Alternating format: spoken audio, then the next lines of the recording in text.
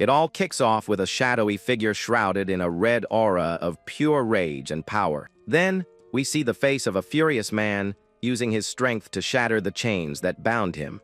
In that moment, he unleashes an explosion of red energy that sends everyone flying back with its overwhelming power. A few guards from some faction watch the scene with looks of contempt and arrogance, ready for a fight. The man now floats in the air, his hands ablaze, staring down the warriors who are preparing to face him. Suddenly, a masked young man shows up and asks what he thinks he's doing, calling him a fraud. The warrior is stunned by the accusation and wonders what in the world this guy is talking about. Furious, he charges forward, yelling that a pampered bookworm like him wouldn't know a thing. The move is incredibly fast and powerful, clearly meant to finish the young man in a single blow.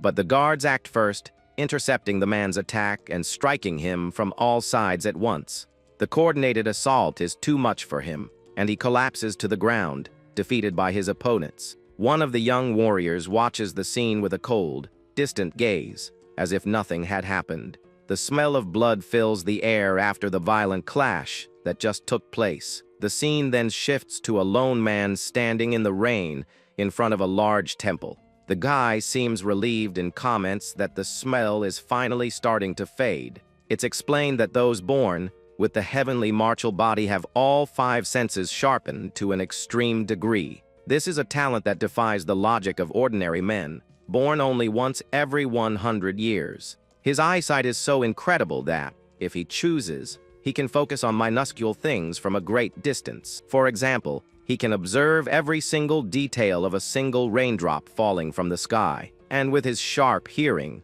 he overhears 2 men complaining about a scholar who's snooping around the Alliance. One of them grumbles that this scholar is stirring up trouble everywhere instead of letting them eat in peace.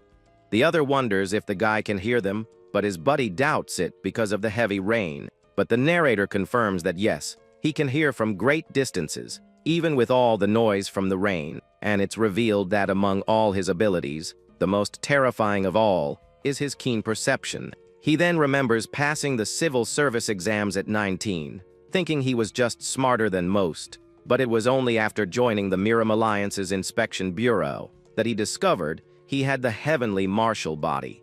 With this gift, he could easily interpret and master secret manuals, getting drunk on power and feeling fearless. However, the martial arts world was already teeming with powerful masters everywhere. He quickly realized he'd be a target, and since he preferred books to brawls, he decided to hide his true abilities. Now, he walks through the rain, wondering what he'll become in the future, or which path he will follow, but he knows that the person he is today doesn't have that answer yet. In this moment of uncertainty, he remembers his mother and misses her dearly, especially on this day. The scene then shifts, and now we see the young scholar standing inside an imposing hall with his arms crossed. He asks the patriarch of the Namgang clan why he was summoned, and the man confirms his identity as Scholar Chin. From the shadows emerges Namgang Hak, the clan leader, who comments on the young man's calm demeanor. It's revealed that Namgang Hak is a legendary figure, and the world has given him a very important title. He's known as one of the 3 heavenly swords, and the young Cheon confirms he already knew that. The patriarch unleashes an overwhelming blue aura, showing exactly why he's so famous and powerful. Cheon feels intimidated, as it seems the man can see right through him, and wonders what he wants. The patriarch approaches, and says he's going to be straight with the young scholar. Cheon panics, wondering if the patriarch has discovered his secret about the heavenly martial body. The clan leader then begins to speak slowly, cranking up the tension in the air.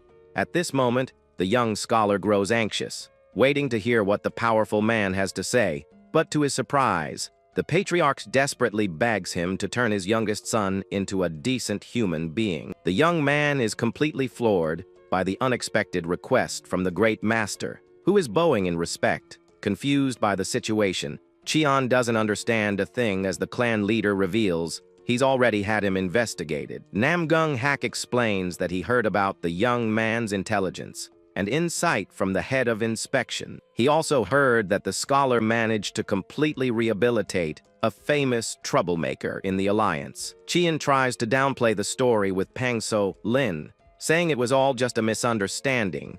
The patriarch then changes the subject, revealing he knows Cheon gave up a position at the palace to care for his mother. The young man bows in silence, confirming that the man before him knows about his personal life. With that, Namganghack makes him an offer he can't refuse, promising to cure his mother's illness if he helps him. Cheon remains silent for a moment, head bowed, pondering the incredible proposal. He stays quiet for a few seconds, thinking about the offer that could change his life forever. However, the young man expresses his doubt, saying his mother's illness isn't something common. The clan leader replies that he already knows the details and that the clan's divine doctor will take care of her. The scholar is shocked to hear about the legendary figure and wonders if he's really here. A confident smile appears on the patriarch's face, confirming the young man's hopes. Namganghack then adds another condition, asking him to also educate his youngest son. In exchange, he promises to send Cheon wherever he wants, be it the Handlam Academy or the Imperial Palace. Cheon is stunned by the offer but realizes he could have a successful career and get the best treatment for his mother. He then smiles with determination and tells himself that no matter how terrible the patriarch's son is, he'll turn him into a human. Just then, Cheon hears someone shouting insults from a nearby building and walks toward the commotion. Inside, a young servant girl screams in fear after being drenched with a bowl of cold water. The culprit is a young man with red hair, who is angrily complaining that she can't do anything right. He keeps shouting that he asked for a wet towel, not a bowl of water, while the servant apologizes. The young man says he's already on edge about a duel and now has to deal with trash like her, leaving the girl terrified. But just as he was about to do something, Cheon enters the room, surprising both the young master and the servant. The scholar calmly walks into the room, fan in hand, observing the situation. His gaze is serious and analytical as he sizes up the patriarch's son for the first time. The young man, whose name is Nandam Bake, arrogantly asks who this guy standing there is. He quickly deduces from his appearance that this must be his new writing tutor, and Cheon looks back at him calmly. The scholar then confirms that the patriarch assigned him as his tutor and slowly approaches. Bake gets annoyed and wonders why his father keeps doing these pointless things. With a mocking smile, he complains that the patriarch keeps sending him useless, worthless scholars. Cheon thinks the kid's speech is crude and shallow, but he remembers what the patriarch told him. He recalls the clan leader's words about the problems with his youngest son. The patriarch had said the boy was uneducated and had many character flaws. Suddenly, the bowl the young master was holding is thrown to the floor, shattering into pieces. The servant flinches in fear as back turns to Cheon with a furious glare and curses at him. Cheon notices that the boy doesn't hide his emotions and gets angry easily, while Bake says he hit a nerve. The servant watching the argument stays silent, completely terrified by the tension between the two. With a smirk, Bake says the scholar is brave and that he'll give him credit for his spirit. He then states with a serious look that no one has ever dared to speak to him. Namgung Bake. That way before. The young master proposes that if Cheon doesn't run away by the end of the day, he'll acknowledge him as his master, and the scholar accepts. However, the tutor suggests they leave some proof of the promise, since words are easily forgotten. Bake is surprised by the idea of a contract and sarcastically comments on the scholar being so meticulous. Then he agrees to write the contract, saying he'll even make 10 if needed, and goes to get the materials. The young man thinks the new tutor is naive and doesn't understand what this means, but he finds it interesting. Cheon, in turn, decides to provoke him a little more to test him and adds a wager to the contract. Holding the brush, Bake calls the scholar a piece of work, but accepts the idea of a bet with a smile. The tutor smiles back, realizing the young master loves a good competition and a real challenge. Bake reveals his wager, saying he doesn't need money, but if he wins, Cheon will be his slave for a year. Cheon finds the condition a bit childish, but accepts the challenge without hesitation, as it seems like fun. After the contract is signed, Bake compliments Cheon's calligraphy, acknowledging that he's a true scholar. He then tells the new master to follow him, as he's going to personally teach him a valuable lesson. With a maniacal grin, the young man says he's going to teach him about the cruelty of the world, leaving the servant worried. With that, He dashes off, leaping out of the room at high speed to start his first lesson. Chien watches the scene and thinks the kid is like a child, gets angry easily but genuinely enjoys everything. The scene then shifts to a street where Mu Baek seems to have gone, and someone orders a bowl of noodles. With a mischievous grin, Mu Baek wonders how he's going to fix that jerk's rude behavior, all while Chien watches him. The young master then runs down the street, looking for a victim for his first lesson about the world. His expression is wild and full of glee as he prepares to show his true colors. Suddenly, he approaches a burly man who had his back turned and stares at him with a strange smile. Without warning, Mu Baek lands a powerful punch on the man's back, catching him completely by surprise. The impact is strong, and the warrior is sent flying forward, completely stunned. The man turns around furiously, yelling to know who's there and what just happened, but he's confused when he sees the young master standing behind him with a mocking smile on his face. The warrior doesn't understand what happened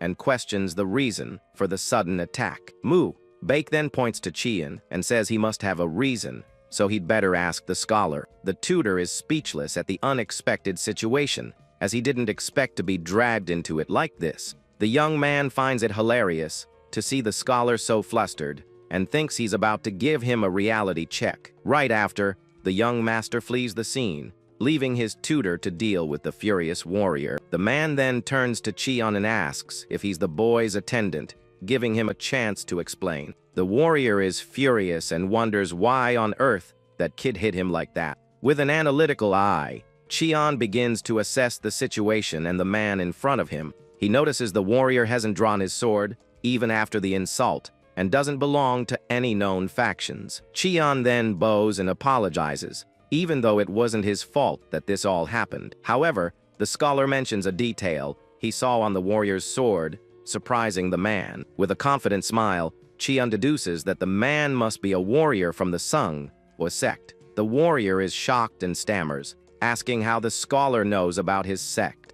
Chien smiles and reveals that he works for the Murim Alliance's Inspection Bureau. With that, he reminds the man that his sect's leader caused great harm to an alliance elder and had to be bailed out. The warrior confirms the story, but gets nervous, realizing this was classified information. The scholar then explains that he personally handled that case, which is why he knows everything. Suddenly, the man realizes the truth and asks in terror if he's the infamous Madschaller Chien. With an amused smile, the tutor asks if his nickname has already spread that far across the land. Mu Baek watches from a distance, confused to see the warrior apologizing and bowing to Chien. He wonders why that man is suddenly acting so submissively. Chien waves to Mu Baek and starts walking with the warrior, who now treats him with the utmost respect. The young master gets furious, not understanding how the situation turned around so drastically. The scholar then explains that the kid stabbed him in the back with this prank and says it must be tough serving such a master. Chien jokes that it's like walking a rabid dog, and the warrior thinks the young master picked a fight with the wrong person. The man then says he suddenly feels sorry for that brat for provoking Chien. From a distance, Mu Baek gets annoyed seeing the two whispering and is dying to know what they're talking about. With a sinister smile, the scholar realizes things are about to get very interesting. The warrior bows to Chien again and says goodbye, while the young master watches everything from afar. Mu Baek is clearly irritated and frustrated with the turn of events. Chien approaches him, fan in hand and a mysterious smile on his face. The young master then confronts him and asks, "What in the world?" he said to that warrior. Chien then turns and starts to walk away, leaving the young master behind with a thoughtful look. With a mocking smile, the scholar turns back and says it was nothing much, just offering an apology. The young man is furious at Chien's calmness and scoffs at his cool, superior attitude. With that, he decides he needs to crush that arrogance and nip it in the bud, because he really doesn't like this tutor. The young man gets even more irritated when he notices Chien has a noble air about him, something he lacks, especially in his face. So, Mu Baek starts thinking of a new plan to teach his new master a lesson right then and there. Just then, he spots a large, fat man peacefully eating noodles at a nearby stall. With an evil grin, he decides he needs to make it crystal clear who he is. Right in front of everyone, The young master then clenches his fists, preparing to cause another scene on the street. With his eyes gleaming with rage, he runs towards the man, yelling for him to get out of the way. The bowl of noodles goes flying as the young man attacks the man without any warning. In a swift move, Bake kicks the man in the face, introducing himself as a member of the Namgang clan. The people around are shocked by the sudden violence as the bowl of food falls. Chian watches the scene and wonders why that brat is doing this. The bowl of food smashes onto the ground with a loud thud, scattering everything. The scholar looks at the noodles on the ground, not understanding the purpose of that violent act. The street falls silent for a moment, with everyone staring at the mess the young master made. Bake then turns to Chian with a challenging look and a victorious smile on his face. But suddenly, a group of men approaches with less than friendly expressions aimed at him. One of them glares at the scholar with contempt and calls him academic trash with a smirk. With a confident smile, Bake says he's going to show them the price of challenging him directly. He then points to Chian, placing all the responsibility for the situation on him. In front of all the angry men, he says that from this moment on, the scholar will explain everything. The young master smiles with satisfaction and tells everyone to pay attention to what the tutor has to say. Chian remains silent, surrounded by the men who are waiting for an explanation for what happened. Bake then taunts him, saying that since he's a broke scribe, he doubts he can pay for the damages. The young man gets close to Chian and stares him down with a defiant smile. He challenges him to use his sharp tongue once more to resolve this complicated situation. With a smug grin, he adds for Chian to try and solve the problem himself created. The scholar accepts the challenge, saying that if this is what the young master wishes, he must obey. Without hesitation, Chian steps forward, preparing to handle the situation his own way. He thinks that Bake is being irrational again, but he was already expecting it. The men around are whispering, as they know no one dares to defy the young master's stubbornness. Chian finds himself alone, surrounded by hostile glares, and knows all this irrationality is directed at him. But instead of fear, the scholar's eyes open with a cold, calculating determination. With a powerful shout, he gets the attention of all the merchants on that street. An old lady working at her stall turns around, startled by the scholar's sudden cry. Chian then announces that from this moment on, all the protection fees for this street. He makes a broad gesture, indicating the entire commercial area around him with authority, and to Bake's astonishment, the tutor declares that everything will be managed by the Namgang clan itself. Bake is floored by the scholar's audacity and can't believe what he just heard. With an ironic smile, Chian turns to the merchants and asks if it isn't true that the clan will take care of them. The young master gets furious and shouts that he would never manage a filthy market street like this one. He grinds his teeth in anger, saying that on top of everything, using the Namgang clan's name like that is an outrage. Suddenly, the thugs from the Duzik gang show up and tell the scholar to cut the nonsense. The gang leader approaches and says that this street is managed by them, and he's not giving it up. But Chian just smirks dismissively at the thug's threat, showing no fear. With a mocking tone, he says he was wondering who was doing such a shoddy job here, and finds out it was them. Chian then turns to Bake and challenges him, asking if he feels intimidated by the gang. The young master stammers but says of course not, and that he can do a much better job than them. The scholar slaps him on the back of the head and shouts to the gang if they heard that. He then declares that the protection fee will now be 1 copper coin a month. The merchants are shocked by such a low price and celebrate the Namgang clan's generosity.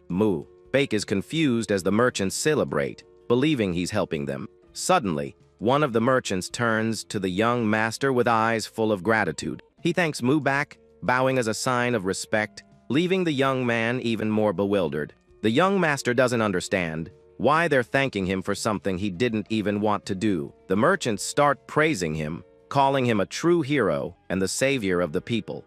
One man shouts that Namgang Bake is the only one who cares about them and their well-being. The crowd begins to chant his name, and the young master smiles, satisfied with the feeling of being adored. Bake gets carried away hearing his name chanted by the crowd, while Chian observes him. The scholar then reveals he's reached a conclusion after analyzing various troublemakers in the Murim alliance.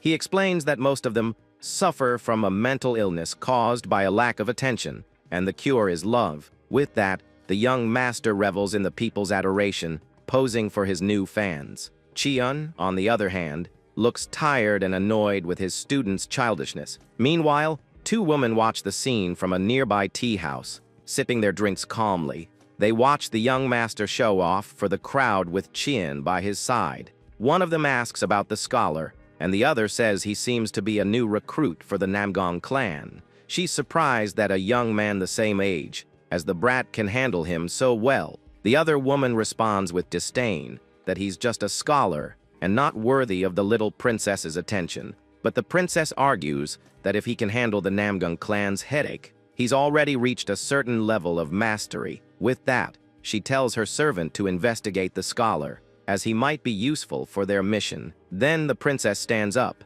and suddenly changes the subject with a serious air. She approaches the window with her servant, looking down at the bustling street below. The young woman asks where her companion put the precious object they possess. The servant replies that the object is stored in the mountain fortress, the safest place at the moment. The scene then shifts to a pile of silver coins, with one of them falling onto the heap. Bake throws a bag of coins on the table and demands that Cheon tear up the contract immediately. The scholar complains that a banknote would have been simpler and wonders why he received 100 heavy coins. The young master gets annoyed and shouts that he didn't do it for his convenience and that he can't stand to watch this anymore. Cheon smiles and says that since he insists, he'll have to watch him count everything, just in case a coin is missing. The scholar then starts to slowly count the coins, one by one, to irritate the young master.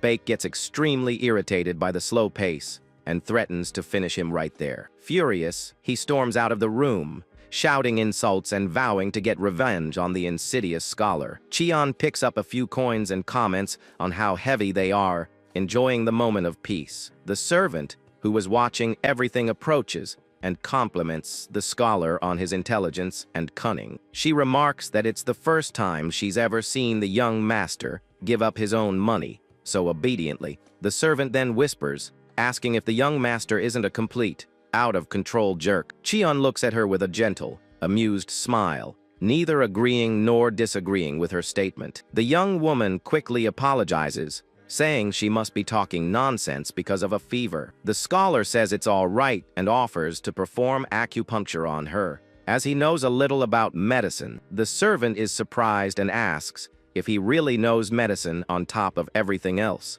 With a sad look, she reveals she has a mother at home who has been bedridden for a long time. Cheon then tells her to gather everyone who needs treatment, as he will take care of them. The young woman bows in gratitude, deeply touched by the scholar's generosity. With a determined look, Cheon says it's now time to seriously begin the brat's rehabilitation. The scene then shifts to the scholar in a library, surrounded by books and paintings. It's revealed that while studying medicine to cure his mother, he discovered two important facts. He holds a book tightly as he remembers his discoveries that changed everything. The first discovery was about his mother's constitution, which possessed something very special. His mother possessed the supreme body of the purple star, a blessing from the heavens that made her unique. Her illness was a result of this condition, which was why no medicine or acupuncture affected her. Fortunately, he discovered that a rare herb called the spiritual dawn flower could cure her. The second fact he discovered was about his own unique and special constitution. Born to a mother with the supreme body of the purple star, he inherited the heavenly martial body. After turning 20, his senses developed rapidly in a surprising way. His body underwent a metamorphosis, becoming perfect for martial arts and absorbing knowledge. However, every special constitution has a flaw, and his carried the fate of the broken army star. Unless he absorbed the energy of 6 stars from the Big Dipper, the star of madness would explode. He would then be consumed by his desires and meet a premature and tragic end. Cheon closes the book with a worried expression, as his time is quickly running out. He realizes that both his life and his mother's depend on his next actions and decisions. To avoid his fate, He needs to find 6 people who possess the energy of the stars. Only then can he prevent his transformation and save his mother from her terminal illness. Suddenly, the scene changes to a rooftop where a violent fight is taking place. A man is thrown forcefully and hits the ground, his face bloodied and bruised. He lies on the ground amidst the debris, completely defeated and powerless. The injured man warns someone that the place is dangerous and that he should run away quickly, but the person he's warning just approaches slowly, showing no fear of the situation. The man then shouts for him to wait, but the mysterious figure continues to approach. The figure is revealed to be Cheon, who says it's easy to find him. Just look for the loudest place. He then calls the young man a brat, who can't control the energy of the Star of Madness. The young man gets angry at the insult while sloppily drinking something from a bottle. He crushes the bottle and contemptuously asks if the scholar has any idea what he's talking about. With a hateful glare, he reveals himself as Pang So-lin, the son of the Murim Alliance's elder. Cheon calmly opens his fan, unfazed by the problematic young man's identity. With a smile, he introduces himself as a member of the Murim Alliance's Inspection Bureau. The scene then returns to the present, with the servant asking Cheon what he was thinking about. The scholar is startled and says he was just reminiscing about a few things from the past. They are at the Cheongsam Tia house, on the northern road of the Naman clan, a quiet and elegant place. Inside, Cheon is performing acupuncture on several people who need medical treatment. He takes a thin needle from his kit, preparing for another treatment session.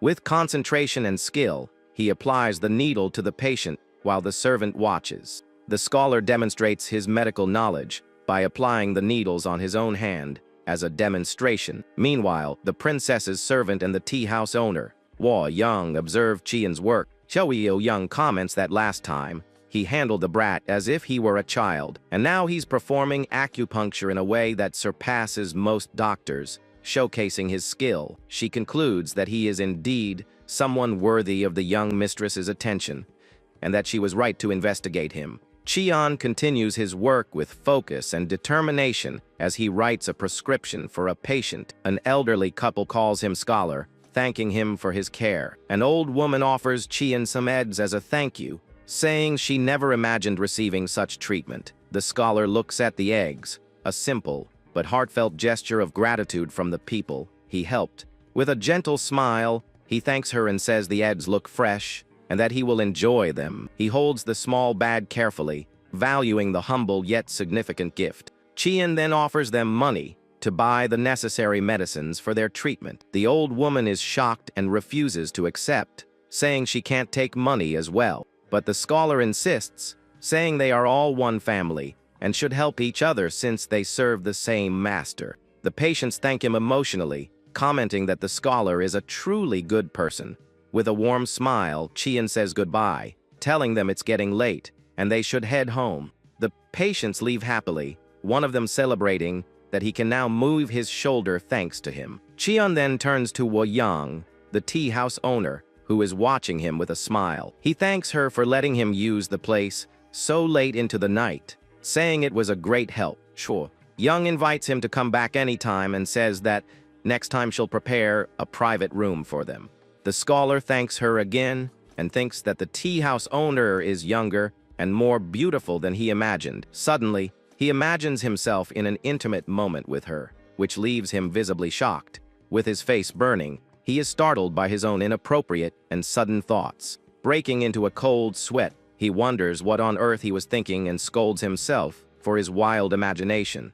He realizes he needs to quickly find the people with the Big Dipper's energy before it's too late. The scene then shifts to night, with Cheon standing in front of an illuminated building. Meanwhile, the princess asks her servant how the investigation into the scholar went. The servant reveals that Cheon was born in Wuhan, and his family was influential but fell from grace. She continues, saying he has a good character but made many enemies by exposing corruption in the alliance.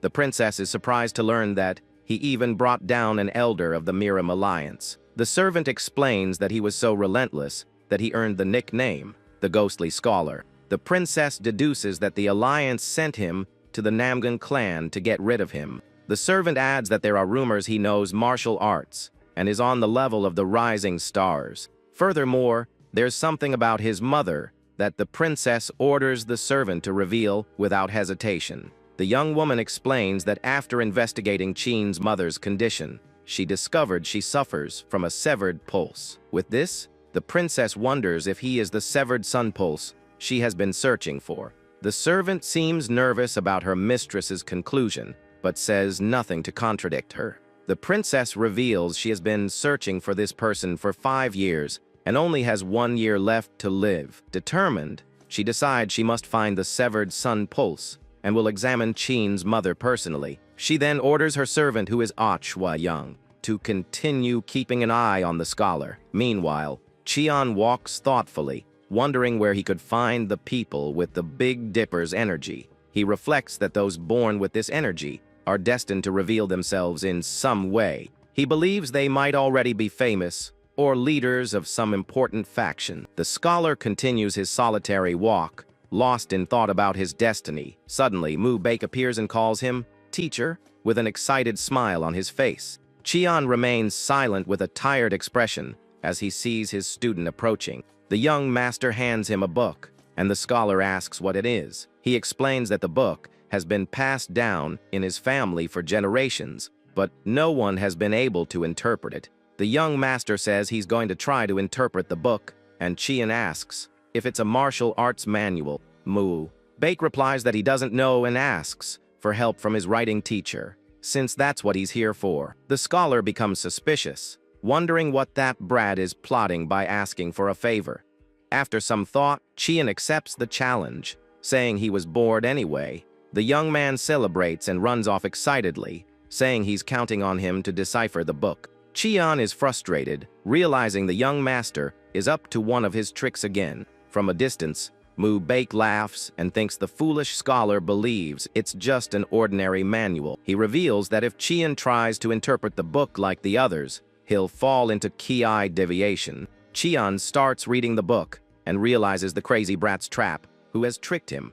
With a furious look, he wonders if the young master just handed him a secret manual of the Namgung clan. Meanwhile, Mu Baek relaxes on the grass, feeling much better after his little revenge. He challenges the foolish scholar to try and decipher the book. Knowing he'll be in for a rough time, the young master thinks with a smirk that the manual isn't just any text, but a trap. He reveals that this martial art has led countless geniuses of the Namgung clan to ruin. By trying to interpret the chants, the meridians get clogged one by one, leading to ki deviation. Mu Baek continues to relax as people pass by, unaware of his evil plan. Meanwhile, Qian is sitting outside, reading the book with focus and concentration. The book contains complex descriptions of the heavenly Tao and the principles of yin and yang. The scholar is fascinated by the profound principles of the supreme martial art contained in the book. He then decides that instead of just reading, he will try to accept the verses with his body. The servant approaches and calls out to him,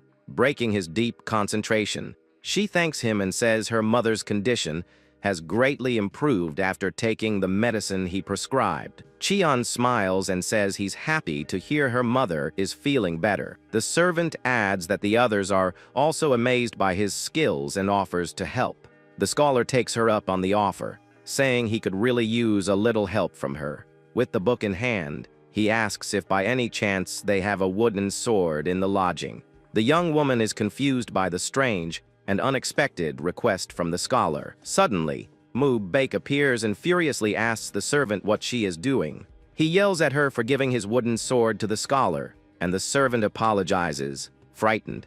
The young master then draws his real sword and points it at the servant, who is terrified. He comments on how sharp the blade is as the servant cries out for her life. The young man holds the sword firmly, preparing to strike the defenseless girl. With a cruel smile, he abruptly and unexpectedly hands her the sword. He tells her to forget the wooden sword and give the scholar a real one. With an even wider smile, he says that a real sword isn't enough for what he has in mind. He then tells the servant to give the scholar every weapon she can find, leaving her stunned. Now, in a training yard, Qian begins to practice with the wooden sword. He moves with fluidity and grace, executing the movements of the martial art from the book. The scholar realizes he doesn't know the name of the martial art, but the chants are mixed with Buddhist ideology. He realizes that to master this art, one must understand the location of the meridians of esoteric Buddhism. The manual was perfectly structured to lead someone into ki deviation,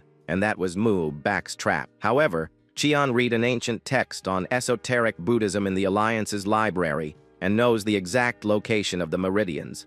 With his eyes closed, he concentrates to begin the process of accumulating energy. With a shout, he opens his eyes, determined to master the secret technique in the book. He then accumulates spiritual energy in the blood points of the 7 stars and 7 origins. By doing this, he executes the sword movements with a blue energy flowing around him. He feels he can reach the secret essence of the sword technique with this method. The scholar knows that no one in the Murim Alliance would know this, as the original book was in Sanskrit. He holds the wooden sword firmly, preparing for the next move, and the only person who read that book and understood its secrets was him. He executes the movements with incredible speed and precision, unleashing a wave of energy. Cheon deduces that the creator of this martial art wanted to utilize the power of the spiritual meridians. But by using standard internal energy, the practitioner ended up blocking their meridians and getting messed up. The scholar continues to practice with a pained and strained expression on his face. His eyes glow with power as he struggles to master the complex technique. He grits his teeth, feeling the energy flow through his body intensely and powerfully. The scene then shifts to a beautiful sunset over the rooftops of a temple.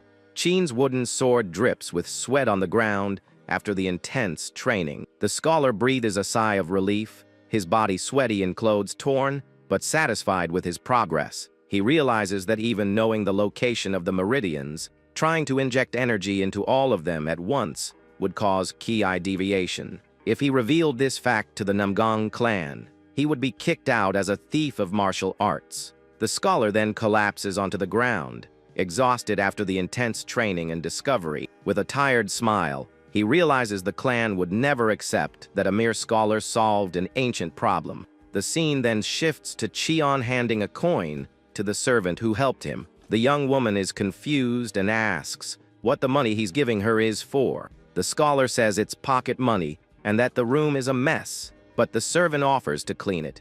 With an awkward smile, Cheon refuses the help and thanks her for her willingness. The servant is surprised that he's thanking her and doesn't understand the scholar's attitude. He then says goodbye, telling her he's going out, and to let anyone looking for him know to come back at night. The young woman stands there with a confused and worried expression as she watches the scholar leave. Cheon walks through the market, observing the merchants and artisans at work in their stalls. He continues to walk through the streets, looking for something specific among the establishments. The scholar heard that the largest herb shop in Afei is around here, and decides to look for it. With his fan in hand, he wonders if the shop will have any herbs that could help his mother. Suddenly, he is spotted by 2 men who point at him and say they've found him.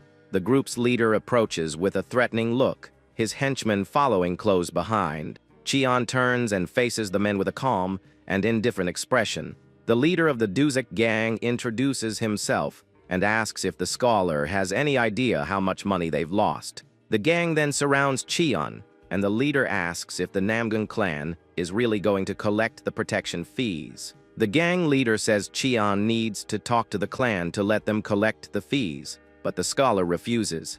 Cheon tells them to complain to the young Master Namgung and coldly warns them. He advises them not to risk their lives over mere fees and asks if they can handle the clan.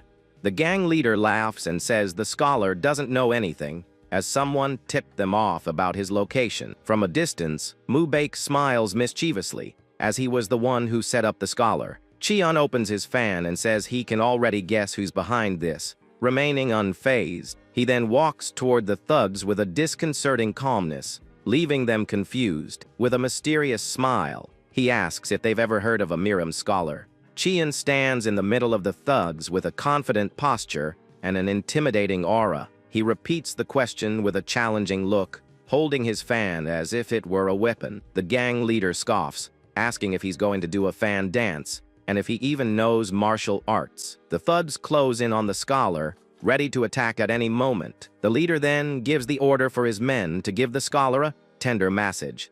One of the henchmen steps forward with a cruel smile, preparing to attack Cheon. The thug quickly approaches with his fist raised, ready to crush the scholar. Cheon then says he became certain of something after reading a book and holds his fan firmly. A blue energy begins to emanate from the fan as the scholar prepares to react. The thug doesn't care and continues his attack, cursing Cheon for talking nonsense. But before the punch can land, Cheon uses the energy of the spiritual meridians, which acts like a wave. He blocks the punch with his fan, and an explosion of energy throws the thug to the ground. The thug screams in pain as he's thrown to the ground with impressive force. He lies on the ground in the middle of a crater, not understanding what just happened.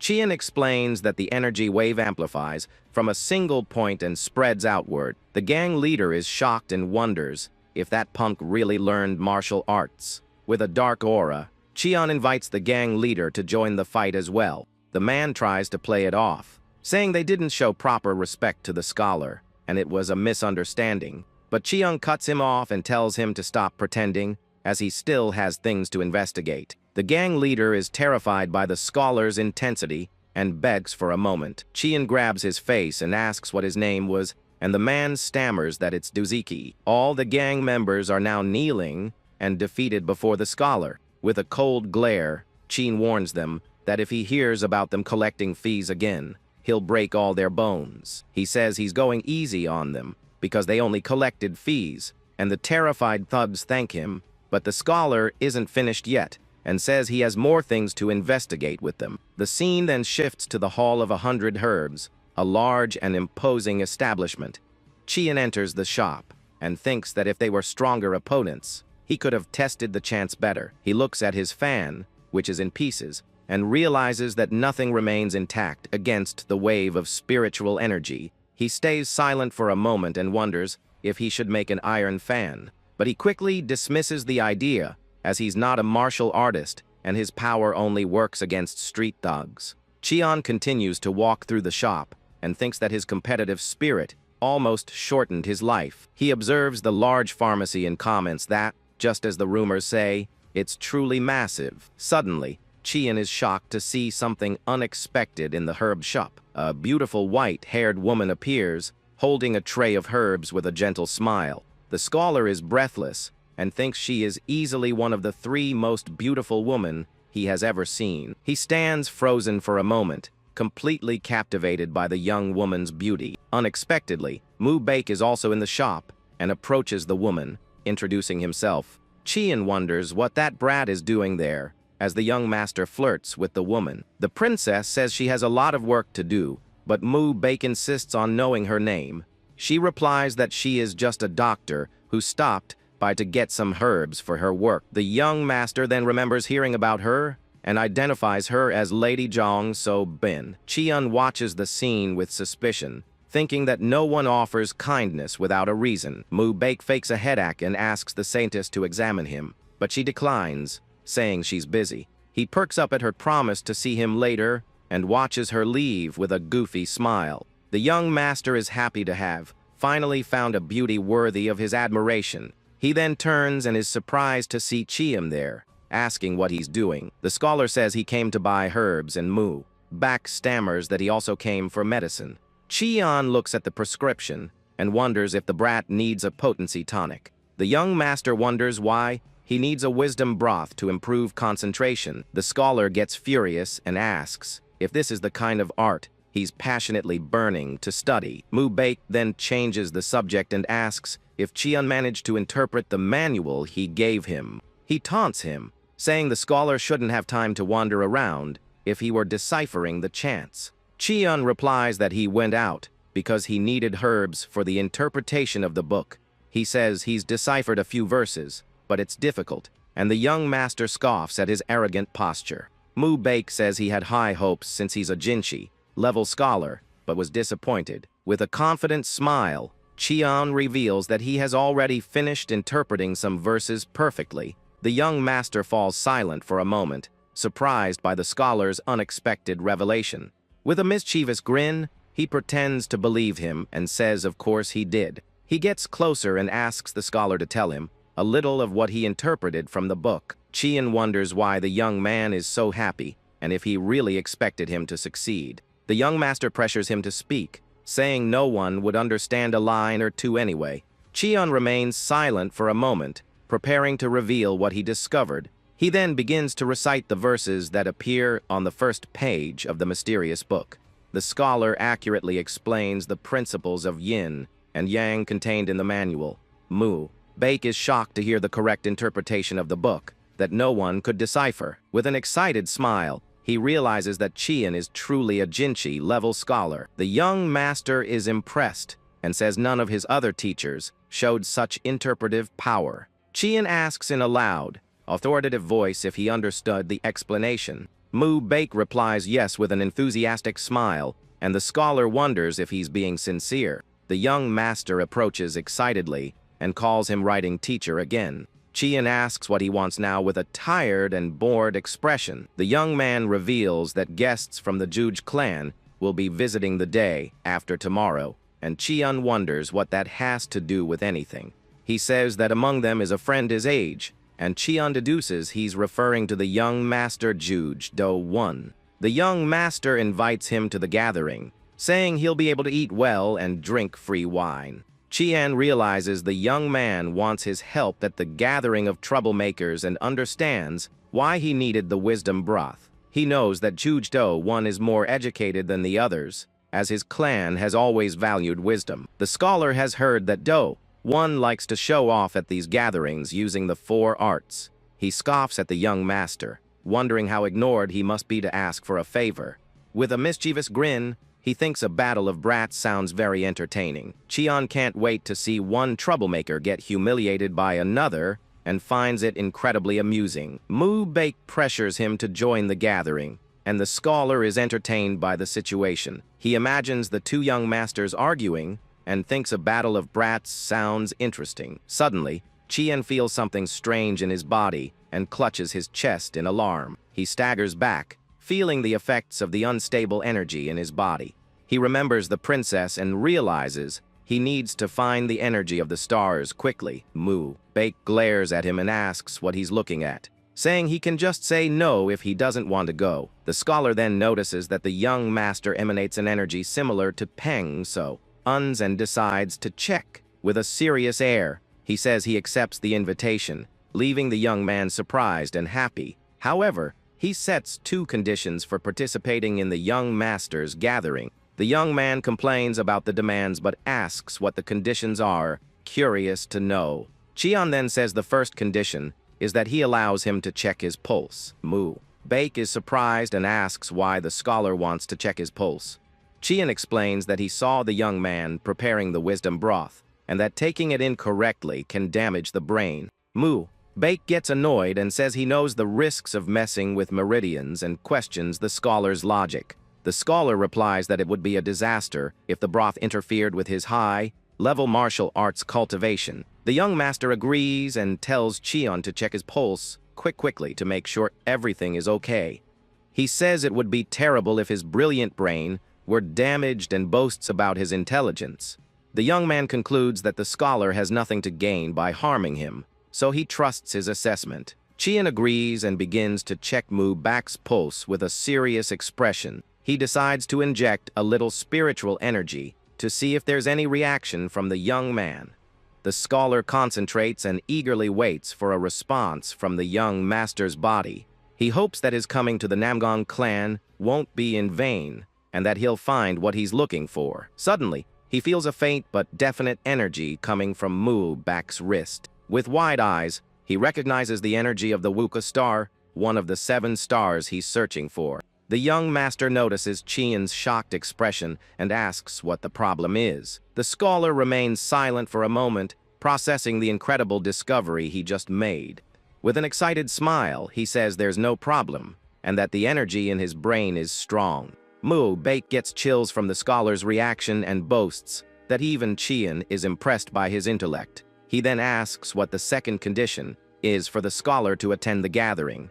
With a mysterious smile, Cheon reveals that the second condition is to observe the young man's training. The young master is surprised and asks why he wants to observe his training. Cheon begins to explain his reasoning, saying that a clan with a distinguished history like the Namgang. He continues, saying that to interpret the chants, he needs to understand the principles of the clan's other martial arts. Mu Baek is surprised, as scholars usually look down on martial arts as something vulgar. He wonders if what he's seeing is a true scholar who dedicates himself to deeply understanding the chants. With an excited smile, the young master decides he'll have him interpret the manual he's currently learning. He thinks that if it works, great, but if it doesn't matter, and laughs at the idea. The young man agrees to let the scholar observe his training but sets his own condition. Cheon wonders if he'll have to interpret yet another manual, but Mu Baek just tells him to show up tomorrow.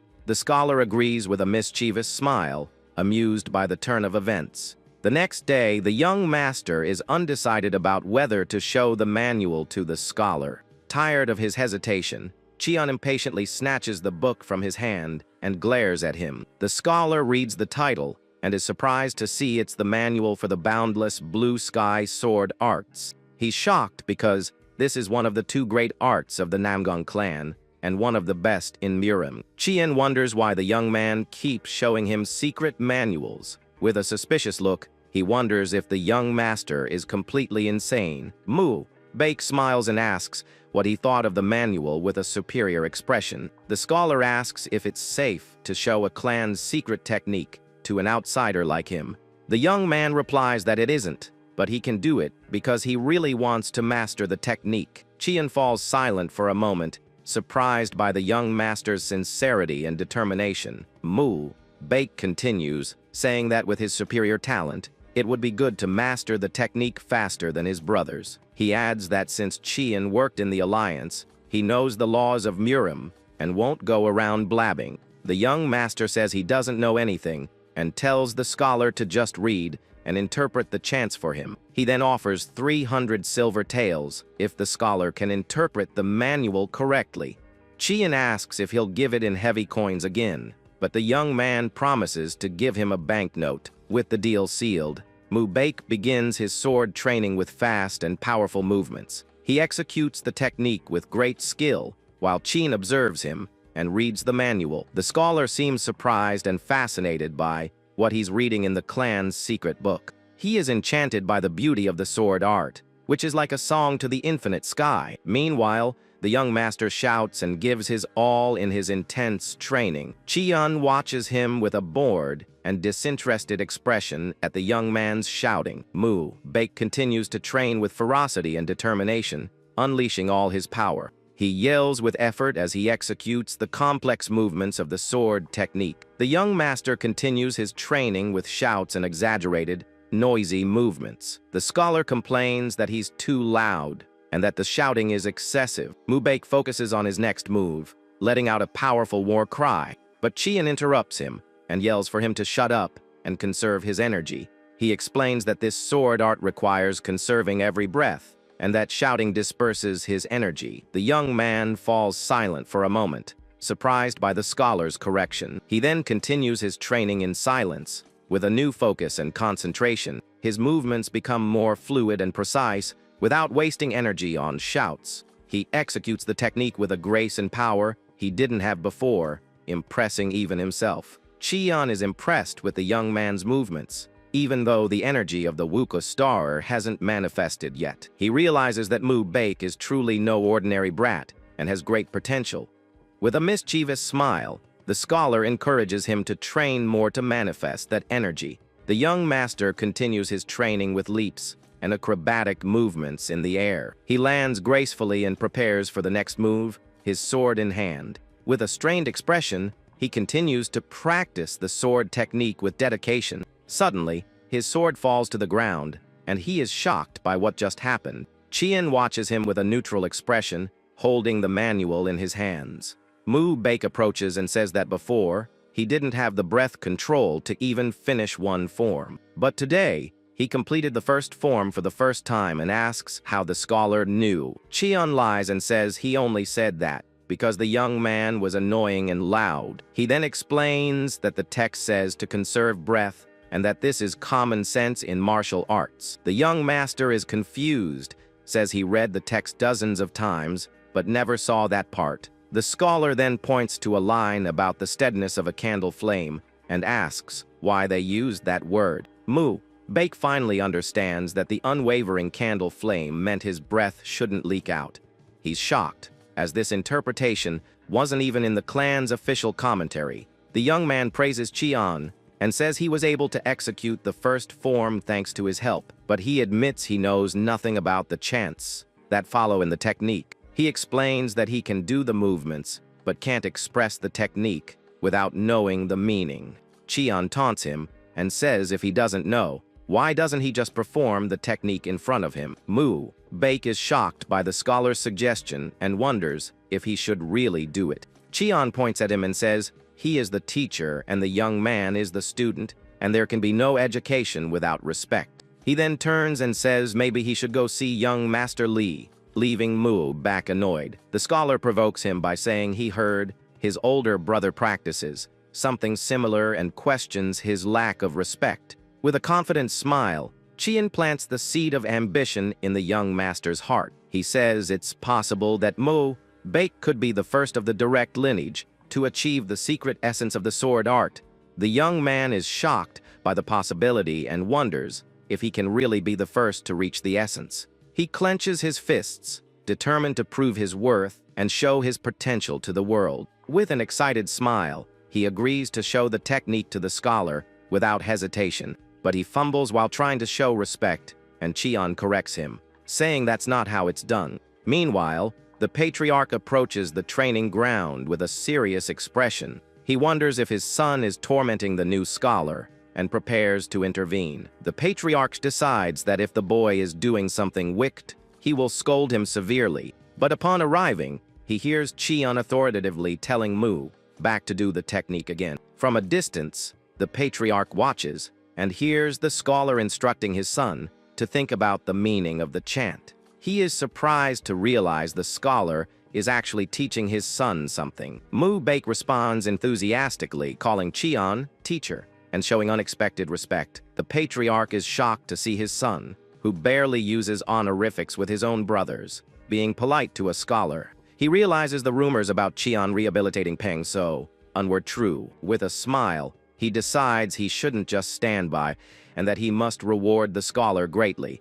Cheon corrects back, saying the name of the technique is Boundless Blue Sky Sword Arts and that sky is in the name. The patriarch is shocked to realize his son has revealed the clan's secret technique to the scholar. He can't believe his son showed the clan's secret technique to a mere scholar. Furious, the patriarch decides he will capture them both immediately to resolve the situation. Cheon then tells Baek to think carefully about what he's doing. He explains that if you remove the unnecessary branches from the chants, it all boils down to a single truth. With a confident smile, he prepares to reveal the essence of the technique to the young master. The patriarch hears Cheon's words and is shocked by the depth of his knowledge. The truth is that although the mountain is high, it is under the heavens, and water flows over the land. Baek sits down to meditate and reflects on the meaning of the scholar's words. He understands that no matter how high the mountain is, it will always exist under the sky. He sinks into a state of deep concentration, seeking to understand the essence of the technique. Suddenly, his eyes open with an intense blue glow, and he reaches a new level of perception. Cheon observes and is impressed to see that the young man found the mental image instantly. The sun sets as the young master continues to meditate and deepen his understanding. The patriarch watches from a distance with an expression of pride and admiration for his son. Meanwhile, Cheon continues to read the manual with a calm and thoughtful expression. After a long time, Baek opens his eyes, his face sweaty but with a new clarity. His eyes shine with a golden light, and he says he thinks he understands a little. With a smile, he says he can finally see the path forward in his cultivation. He explains that there is nothing greater than the sky, and that it embraces all things in its immensity. With his sword raised, he channels the energy of the blue sky into his newly discovered technique. Chiun watches him and wonders if the path to the essence is becoming visible to the young man. Mu Baek holds the sword firmly and understands that the blue sky extends infinitely without limits. And that is the true meaning of boundless, contained in the name of the sword art. With his eyes gleaming with determination, he prepares to unleash his full power. An explosion of golden energy emanates from his sword as he executes the strike. He laughs with joy as he cuts through the air with a force and precision he had never achieved before. With a wild smile, he celebrates his progress and feels amazing with his newfound power. The young master then turns to Chiun and asks him to enlighten him further with his wisdom. The scholar watches him with a calm and enigmatic expression, ready to guide him. With a cunning smile, he says that a bird flying in the sky has no prescribed way of flapping its wings. He explains that to perfect the sword art, one must break free and fly freely. Chiun provokes him, saying that since he's lived his whole life as a scoundrel, he knows that feeling well. The young man falls silent for a moment, surprised by the depth of the scholar's words. He stares at the scholar from a distance, processing the new lesson he just learned. Mu Baek wonders if, because he has lived like a scoundrel, he truly knows freedom. He clutches his chest, feeling a strong and overwhelming emotion take over his heart. Suddenly, he starts laughing loudly, a laugh of pure joy and understanding. He says those words are correct, and that they send shivers down his spine. From a distance, the patriarch observes and realizes his own perception was flawed and limited. He understands that with his narrow vision, he would never reach the true essence of the sword art. The patriarch then walks away, reflecting that he never lived freely, and that's why he was trapped.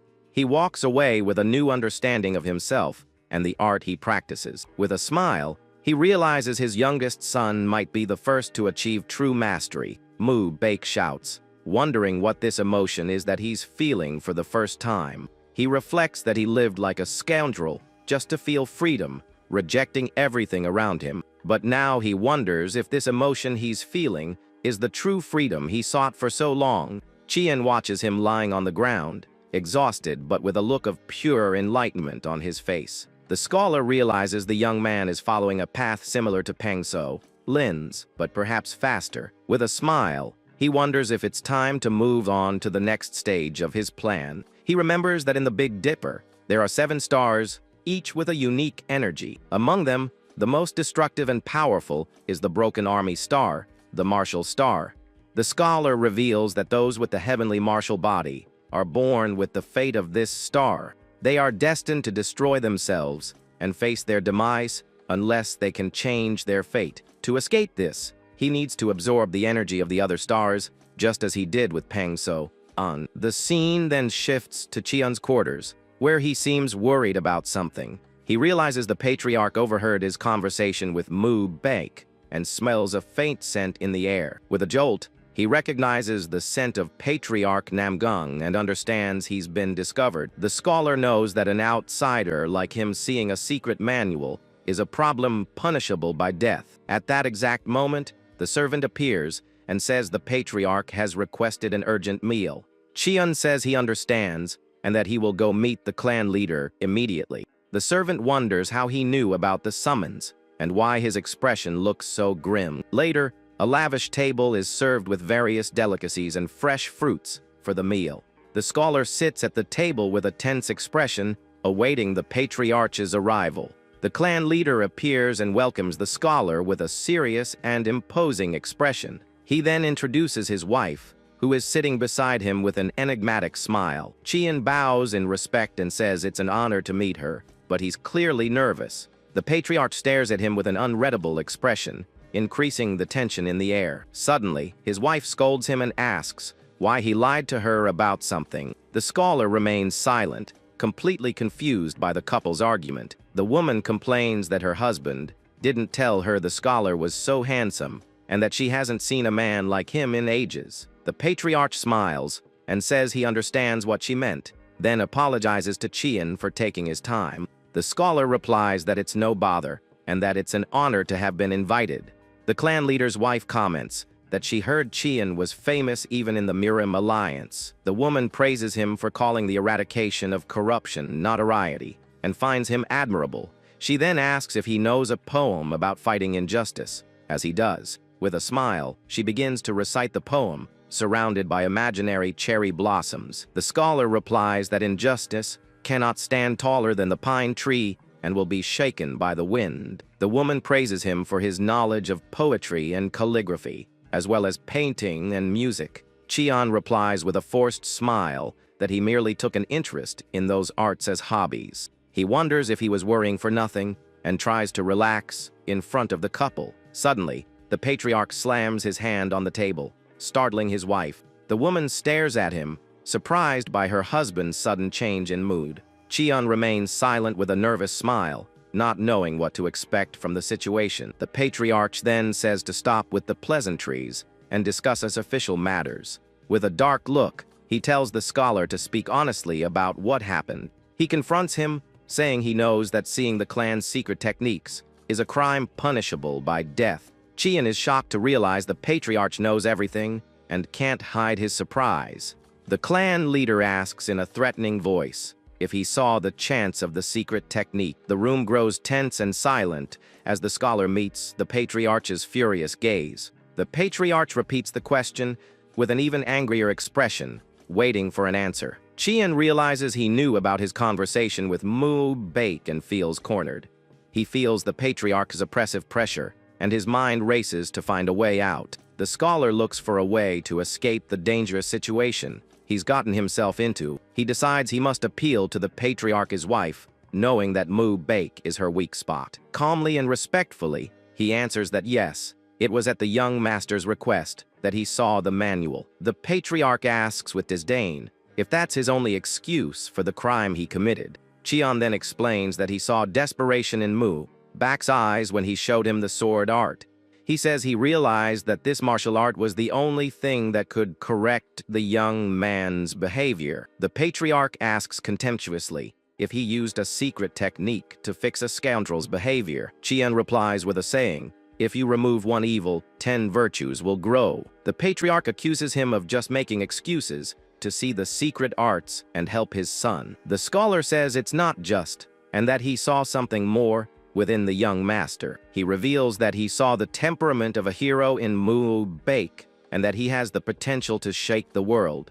Cheon adds that the young man might even surpass the young hero Pang So-un in greatness. The patriarch's wife is shocked and wonders if her son is comparable to the genius Pang So-un. The scholar smiles darkly, knowing he's hit the mother's weak spot. The patriarch isn't convinced and asks if his son isn't just a mediocrity with some talent. Cheon explains that the young master possesses a free soul, but felt trapped like a bird in a cage. He continues, saying that because of this, the young man felt like a common chicken or duck. The patriarch's wife becomes emotional upon hearing that her son was acting that way to overcome his self-loathing. The patriarch still finds the story a bit exaggerated and isn't fully convinced. But his wife scolds him, saying the scholar is right in his words. She wonders if anyone has ever tried to understand her son's heart and worried about him. With tears in her eyes, she laments having felt so suffocated and misunderstood.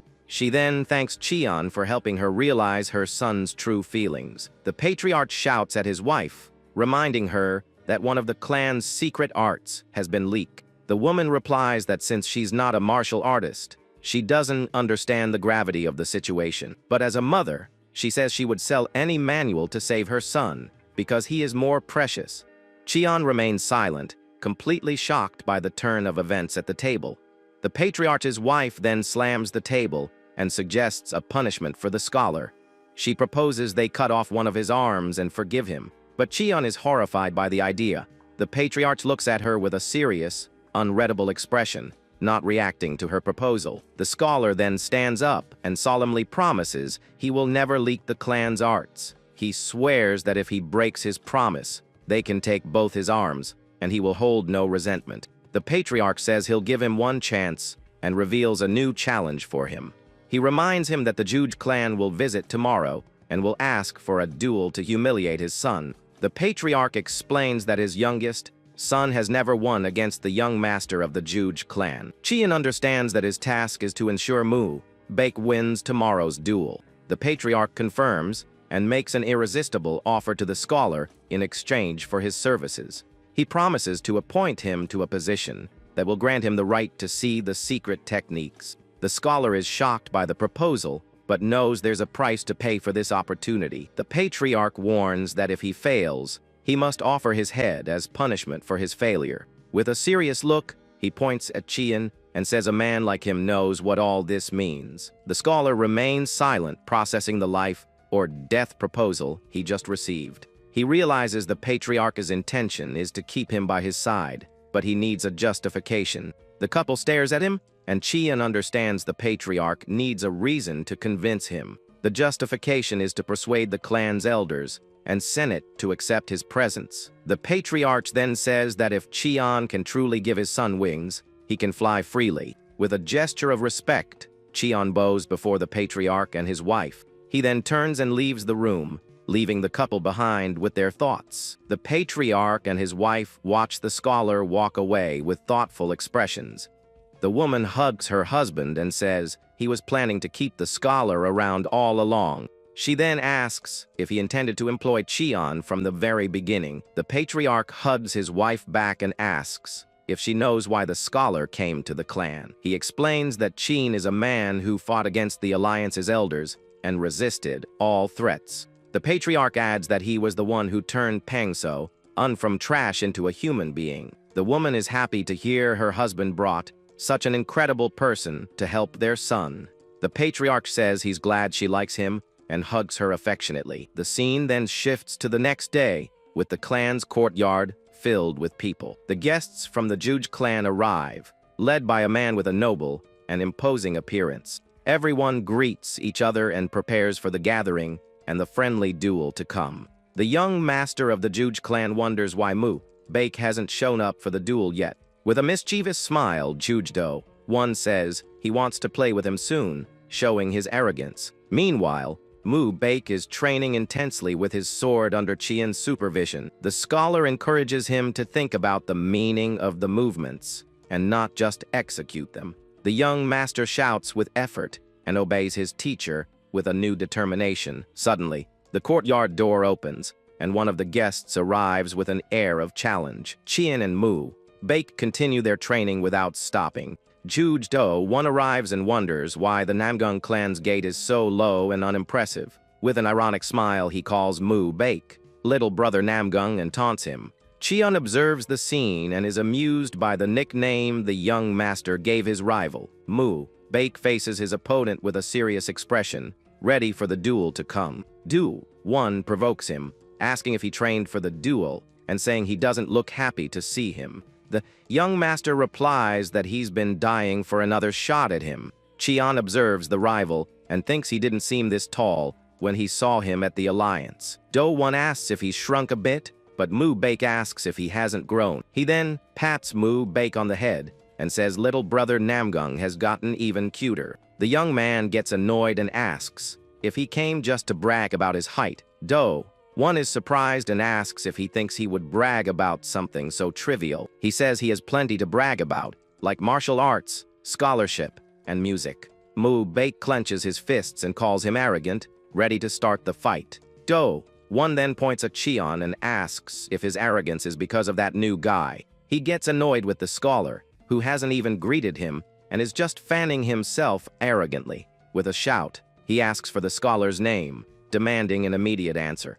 Chian turns with a calm expression and introduces himself as Chian Tae-san. Do-one repeats the name and gets annoyed, saying the scholar has a short tongue too. He decides he's going to fix both of their habits and prepares for the duel. Suddenly, he recognizes the name Chian Tae-san and is shocked by the revelation. Jujdo-one is in shock, recognizing the famous ghostly scholar of the Murim Alliance. He then wonders why on earth the famous scholar would be here at the Namong clan. The three young masters face each other in the training yard, creating a tense atmosphere. Do-one then remembers that he's the guy who managed to change Brother Peng, so Chian asks with a smile why the young man is staring at him like he's seen a ghost. The rival says he thought the scholar would be at the Peng clan, since Pengso said he'd take him there. He then wonders if the tutor isn't as amazing as the rumors said, and that's why he was let go. One finds it strange that Elder Gao, who hates Qian, let him leave the alliance in one piece. With a smile, the scholar replies that he decides where he goes and what he does, and he adds that now he has some business to take care of right here in this place. The rival asks if this is the first time they've met, as he's heard so many rumors it feels like they already know each other. Qian says they've seen each other a few times at the alliance, but the young master probably doesn't remember. He then reveals that the inspection bureau investigated one when he caused that incident. The young man gets angry at the scholar's audacity and calls him cheeky in front of everyone. Hiding behind his fan, Qian says it was his mistake, and that old habits die hard. With a mocking smile, he says he must have unintentionally upset him, and gives a fake apology. One gets even more irritated by the scholar's smug attitude. Qian then reminds him that while he's 1 year older than Mu Baek, he himself is 2 years older than Do-1. The young master of the Juge clan is completely furious at the scholar's lack of respect. With a sigh, he puts his hand on his head. One thinks the scholar really has guts to stand up to even Elder Gao. He then scoffs at the idea of using honorifics with Qian. Just because he's 2 years older, the rival says he'll keep speaking casually, and the scholar can do the same if he wants. With a smile, Qian replies that since he's the older brother, it's fine to be informal. One is shocked by the scholar's audacity and points at him, calling him a punk. Mu Baek thinks it's rare for someone to dare speak casually to the direct lineage of the 5 great clans. He realizes the scholar acts like there's no tomorrow, and that his attitude wasn't an act. With an admiring smile, the young master says this rigid attitude from the tutor commands his respect. Qian then transforms into his ghostly persona and asks if one doesn't like him speaking casually. The rival is terrified by the scholar's dark aura, who asks if he should stop with the informality. One clears his throat to compose himself and suggests they have lunch together at noon to change the subject. He then says he'll see Mu Baek in the garden and invites Qian to come too, as he found him interesting. As the rival walks away, the scholar thanks him for seeing him in a good light. Qian then calls him Little Do-1, saying he's funnier than he thought. The young master of the Juge clan stops suddenly, shocked and annoyed by the nickname he received. He trembles with rage but doesn't turn around, so as not to lose his composure in front of everyone. With a furious smile, he decides he's going to settle things with that cheeky scholar. Mu Baek watches his rival walk away while Qian remains calm by his side. The young master is speechless for a moment, trying to process what just happened. Suddenly, he rushes towards Qian, shocked by his deflecting speed.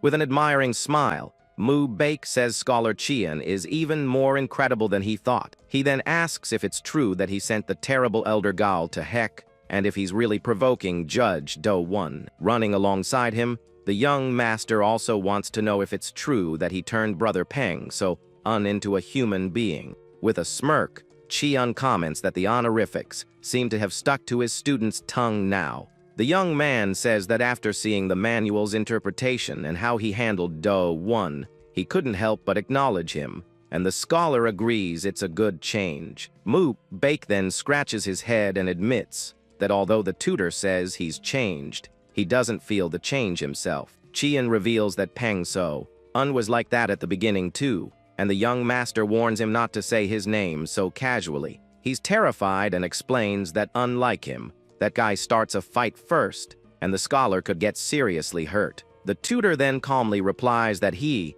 and the other young master aren't friends. With a confident smile, he reveals that Peng actually calls him Big Brother. The young man doubts it, saying that guy looks at scholars like they're street dogs, and that Qian tells terrible jokes. The scholar just stares at him in silence, neither confirming nor denying the story he just told. Mu Baek is completely shocked by the possibility and points at his master, speechless. He then stammers and asks loudly if that's really true. The scene then shifts, and the two arrive at a beautiful garden with a large pavilion and a serene lake. Qian observes the place and asks if this is the famous demon subjugation garden. The young master confirms and begins to tell the story of the place, saying it all happened 50 years ago. In a flashback, we see warriors fighting against a demonic cult, that rose up in the martial world. He explains that the ancestors of the Namgun clan fought on the front lines, but most of them ended up falling in a great tragedy.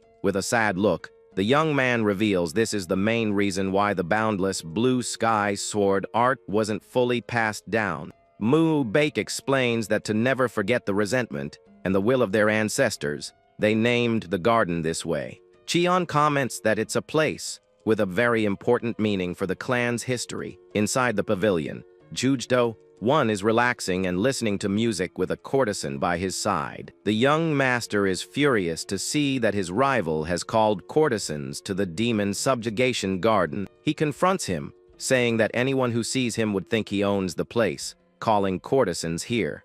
Do One says that in his clan, not even a direct descendant like him can easily summon courtesans, but here they give them to a stranger. A musician plays a gentle melody as the young master of the Joj clan praises the Namgang clan's generosity. Mu Baek gets extremely irritated by the taunt and clenches his fists, ready for a fight. Cheon then places a hand on his chest and asks the young master not to get worked up over the situation. With a confident smile, the scholar tells his student that he'll take care of everything. He then advises the young man to just sit back and enjoy whatever his rival tries to pull. Cheon approaches and greets little Do One, asking if he's been having fun. The young master of the Juj clan gets annoyed by the nickname, but maintains his composure in front of everyone. With a smile, the scholar invites his student to come in and join the party. The young man hesitates for a moment, but eventually agrees to enter the pavilion with his master. With an excited shout, he prepares for the competition that is about to begin. Suddenly, a hand stops the musical instrument, and Do One says not to make him laugh with that music. He then takes the instrument and stands up, preparing to show off his own talent. The rival explains that since he was bored alone, he called for a Pippa performance. With a cold look, he says he thought he'd have the musician play for little brother Mu Baek and scholar Cheon.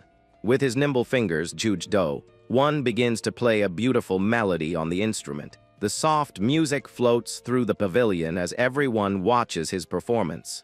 With his eyes closed, he completely gives himself over to the melody, showing his concentration. In the background, some men watch the talented young master's performance. Meanwhile, Cheon and Mu Baek relax and listen to the music with calm expressions. Suddenly, the rival thinks with a smile that his thinking was a bit limited. He then taunts Mu back, saying that since he only trains, he probably doesn't understand a thing about music. The young master gets annoyed, and the rival pretends to apologize for not being considerate. Sipping his tea, Cheon realizes he wants to rattle his student before the duel. Do One then offers to explain the music to his ignorant little brother, but Cheon explains that the music is famous for being a morning song by a great artist. The young master of the Juj clan is surprised and comments that the scholar understands music. With a confident smile, the tutor says he knows the 10 great songs and even plays them. The rival then looks at the garden and announces that at the perfect moment, she has arrived. Cheon and Mu Baek look at each other, confused, wondering who he's talking about. Do One explains that he called for an audience because a good performance deserves to be seen. With a mischievous smile, he reveals he also invited a very special guest. He then introduces the greatest courtesan of Hefei, who approaches with elegance. One of the men in the audience recognizes her as Qin Yo from the Celestial Pleasure Pavilion. The beautiful woman walks with her attendant close behind. With a charming smile, the courtesan Chiang Yo shows off her stunning beauty. Mu Baek is captivated by the woman's beauty, while Cheon observes her indifferently. Do One thinks his rival is just showing off his authority by inviting the famous courtesan. He also wants her to listen to and evaluate his music, but the scholar sees through his intentions. With an evil smile, the rival invites everyone to have their sound evaluated by an expert. He reveals he's looking forward to seeing scholar Cheon's musical skills in action. In the garden, everyone gathers to watch the duel of talents between the young masters. 2 men arrive at the scene, and one of them comments on this year's friendly duel. The other man replies with disdain, saying the outcome isn't already obvious, as always. But the first man says this year will be different and that things are going to change. The man then asks if young Master Mu Baek has achieved some kind of enlightenment. The patriarch's companion replies that he's finally started to use his head a little.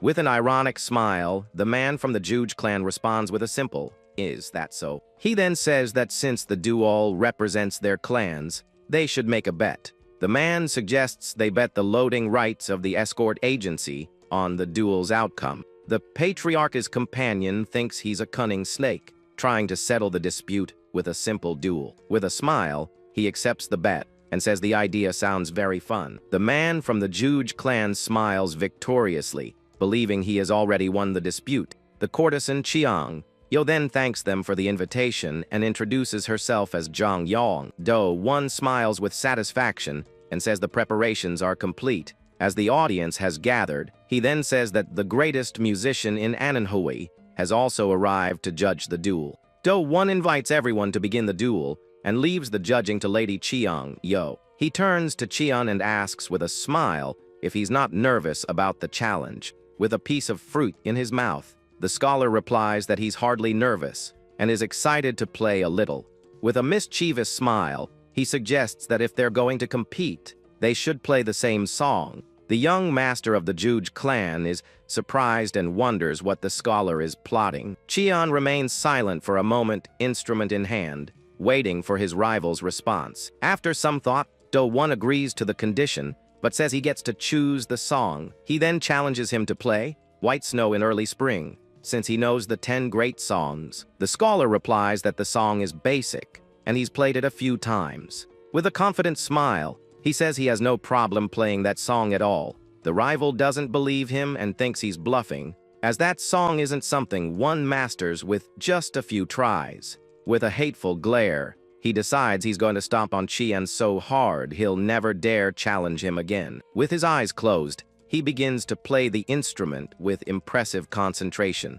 The notes of the music begin to float through the pavilion, creating a magical atmosphere. The courtesan's attendant notices the airflow changed as soon as he started playing. She then says that even without being able to see, she can imagine each note falling like a snowflake. The enchanting melody spreads through the garden, leaving everyone marveling at the young master's skill. The audience falls silent, completely absorbed in the rival's musical performance. The notes continue to float through the air, creating a scene of pure beauty and harmony. One of the men wonders if they're battling with instruments this year. The other replies that it seems like they're just having a little fun before the duel. The man from the Juge clan praises Do-1's intelligence for using music to suppress his opponent's spirit.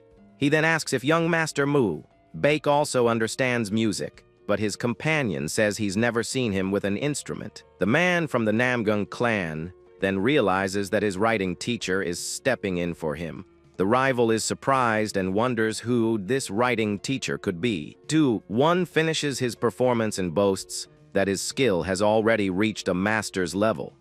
Chian then cleans his ear out of boredom, and the rival gets annoyed by his attitude. He wonders how a guy who can barely imitate the notes dares to be so arrogant. Do-1 challenges him to go ahead and humiliate himself in front of all these people. Suddenly, he starts playing at a fast tempo that sounds like an overwhelming blizzard. His fingers move with incredible speed, unleashing a powerful energy through the strings. The music becomes a snowstorm that envelopes the entire pavilion with its intensity. The courtesan observes and comments on the speed of the music infused with internal energy. The audience is amazed by the young master's skill, which fills the space with sound. The man from the Juge clan comments that his prodigy's skill is impressive for someone so young. He explains that since Do-1 used to cause a lot of trouble, he taught him music to calm him down, and before he knew it, the young man reached a level where he could imitate the masters. He then encourages his little Do-1 to break his opponent's spirit right from the start. The young master challenges the arrogant rookie to show his pathetic skills as Chian prepares to play. The man asks his wife who she thinks will win the musical duel. With a confident smile, she says that although Do-1's skills are good, Scholar Chian will still win. The man is silent for a moment, surprised by his wife's confidence, who says it's a woman's intuition. With a calm smile, Chian begins to play the instrument with impressive composure. He sits and focuses on the music, while Mu Baek watches him with admiration, with his eyes closed. The scholar gives himself over to the melody that begins to flow from his fingers. Suddenly, Do-won is surprised to hear his opponent's performance. The courtesan's attendant notices that although they are playing the same song, Chian's interpretation is completely different. She explains that while Do-won emphasized the white snow, the scholar seems to be interpreting the spring. Mu Baek is shocked by his teacher's skill and whispers his name. The rival admits the performance isn't bad, but says the scholar is no match for him. A golden aura surrounds Chian as he continues to play with impressive mastery. With his eyes glowing with rage, Do-won says he will bury everything with his fast music. He unleashes a wave of blue energy from his instrument to overpower Chian's performance. The scholar smiles and thinks that scoundrels are very amusing when provoked, and decides to use the energy wave. He then gathers spiritual energy at his fingertips, preparing for a counterattack. With a swift move, he unleashes a wave of golden energy from his instrument. The courtesan watches in shock and says the snow is disappearing before Chian's music. Golden butterflies begin to appear and fly around the audience, who are amazed. The scholar relaxes and comments that, as expected, the melody creates 7 atmospheres, and that he plays well. The audience cheers and praises the incredible performance of the 2 musicians. Chian thinks that if he uses this energy well, he can use it in many places, even in the kitchen. Do-won is furious with the result and demands an immediate evaluation from the courtesan. With the instrument in his hands, he stands up and asks Lady Chiang to give her verdict. The courtesan says it was a magnificent performance, but that her attendant will be more precise. She explains that the young woman lost her sight, but gained a sense of hearing that surpasses that of ordinary people. The rival gets angry and asks if she's saying the girl is better than her, the best in a fee. With a cold look, he scoffs at the idea of a blind child being able to judge him. Do-won then agrees as that since she can't see, he expects a fair evaluation. He then tells the young woman to speak and give her verdict on the 2 performances. With a sigh, Chian turns, and the rival asks which of the 2 songs was superior. Everyone waits in silence for the blind young musician's evaluation. Do-won glares at the girl with a confident expression, expecting to be declared the winner. The attendant then says that since her eyes cannot see, she doesn't know who played which piece. But with a smile, she reveals that despite this, she clearly saw what happened. She describes that amidst the snow, she saw spring bloom, and the snowflakes turned into butterflies. Do-won is shocked and asks if she's saying he's worse than that scholar. He then turns and glares at Chian with an expression of pure rage and disbelief. With a sweaty face, he can't believe he was defeated by a rookie.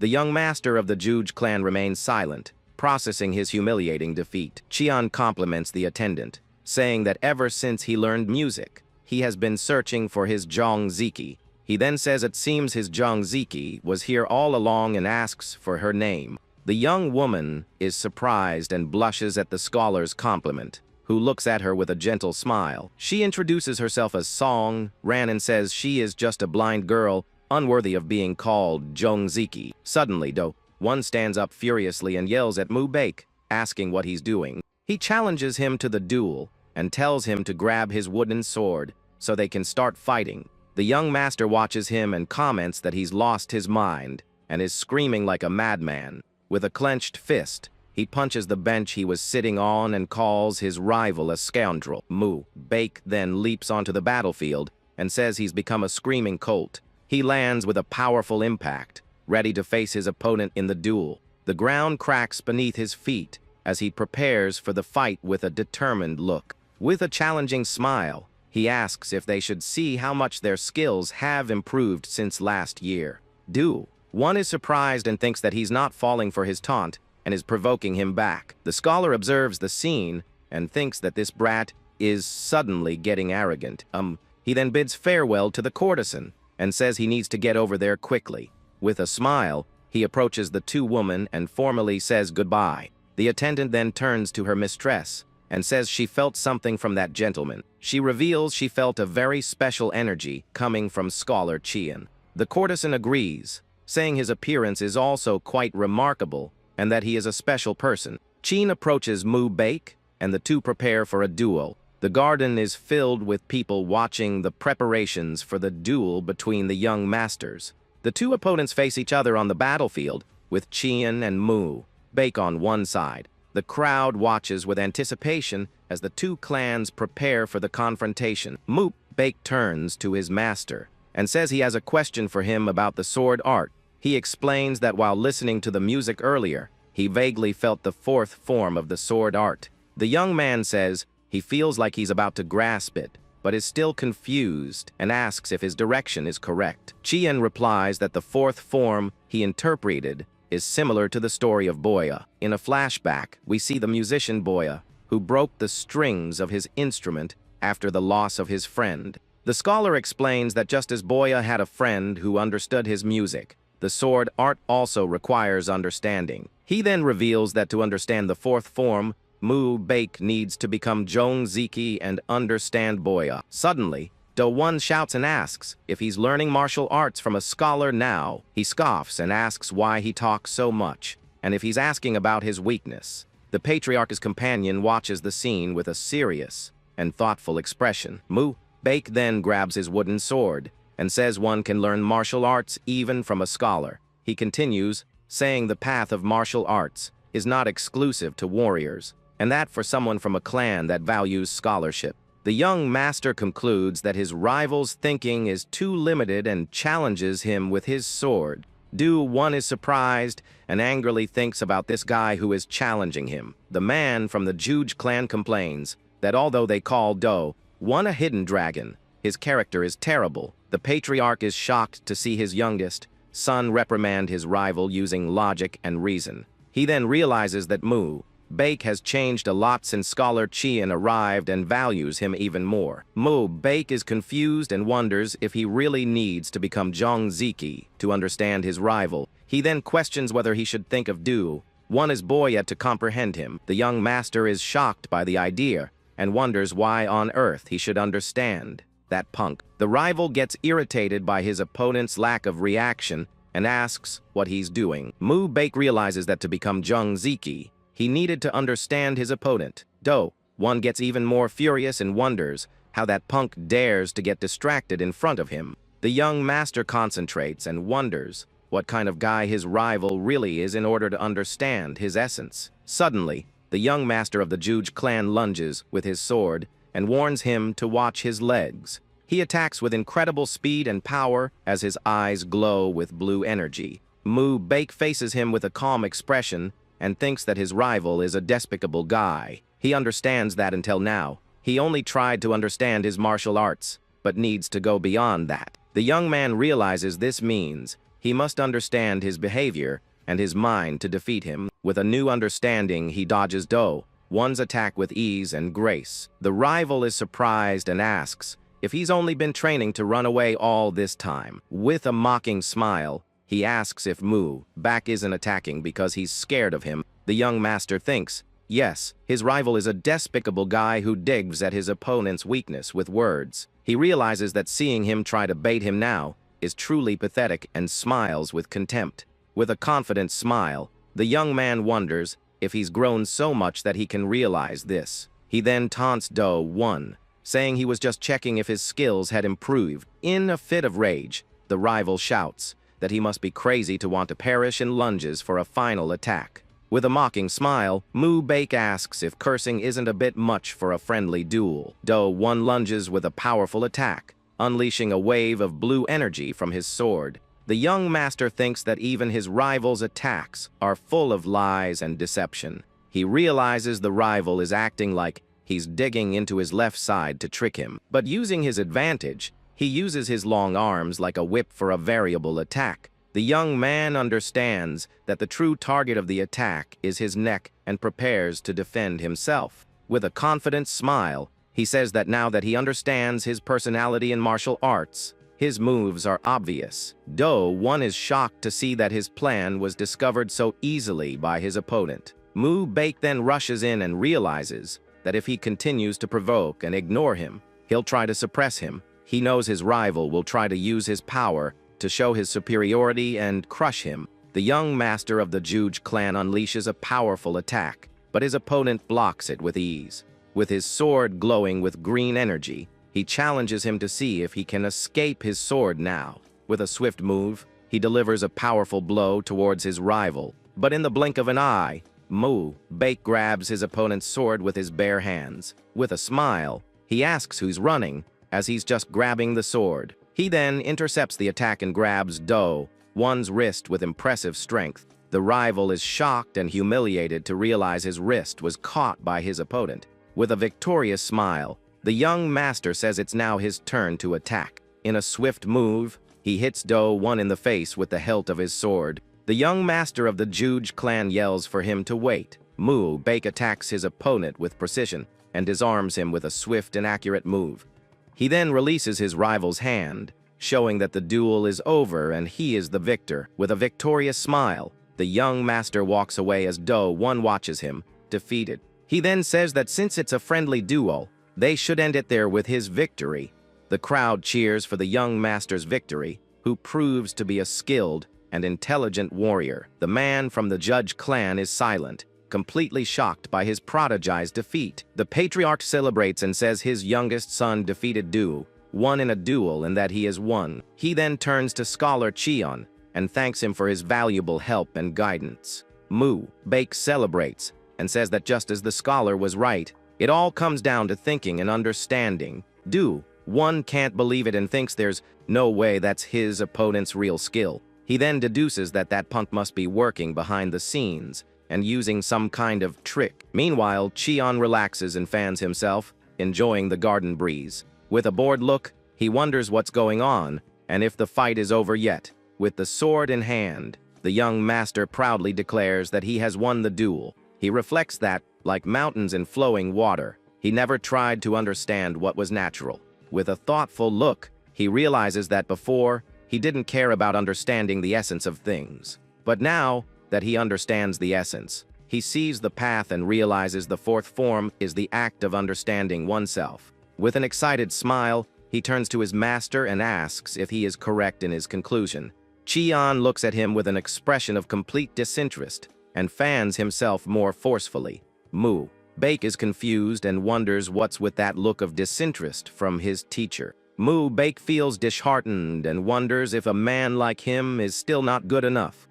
One approaches and there is no way he won by skill. With an angry look, he says if it were a real sword, he would have won the duel. The young master then asks why he's so angry and if he should call it a draw if he cares so much. The rival gets even more irritated and demands to know how he read his moves and if it was the scholar who taught him. From a distance, Cheon watches the scene and wonders why they have so much to talk about if the duel is already over. He gets annoyed with the delay and wonders why they don't just finish the discussion. Bake then offers his opponent another chance tomorrow if he really doesn't accept the result. One is surprised by the offer and wonders if he should accept the challenge again. With sword in hand, he agrees and says he'll check tomorrow if he really knows how to break his clan's arts. Furious, he shouts that he'll find out if he really knows the secrets of their techniques. From afar, Cheon comments that his rival is like a child who sees everything as a nail when he has a hammer. With a mocking smile, he says young Master Juge looks exactly like that right now. The rival gets irritated by the taunt and lunges toward Cheon, ready to attack him. He shouts that he left that scholar alone, and now he's provoking him non-stop. One then attacks Cheon with his wooden sword, but Bake intervenes to protect his master. The young master thinks that Punk is taking out his anger on Scholar Cheon. He then rushes towards his rival and says he can't let that happen. With a powerful impact,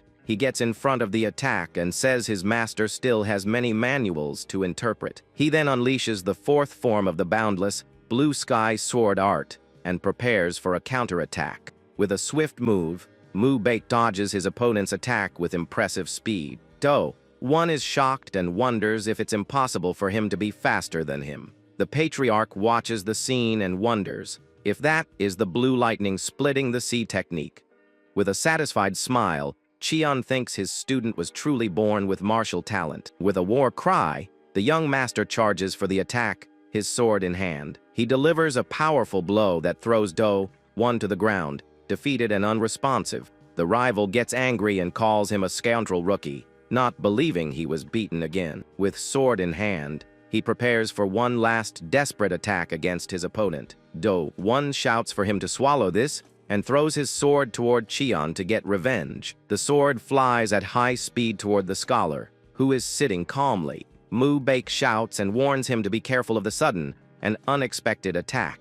Cheon just looks at it with a calm expression, showing no fear of the situation. It is revealed that those born with the heavenly martial Bodhi can see incredible things. If they wish to see, they can even perceive falling raindrops. The scholar then uses his ability to create a blue energy barrier around himself. He can visualize every detail of the sword's movement as it flies toward him. With a swift move, he dodges the sword, which grazes past him. With a smile, he says that was a close one and unleashes a wave of blue energy from his hands. The man from the Juge clan watches the scene and wonders how the sword got there. He then removes his sword from its sheath. The patriarch barely manages to dodge the sword, but is shocked by the attack's power. The two wooden swords are now stuck in the ground after the intense confrontation. The man from the Juge clan gets up and says he's fine, while the patriarch watches him with concern. The leader of the Namgung clan notices the sword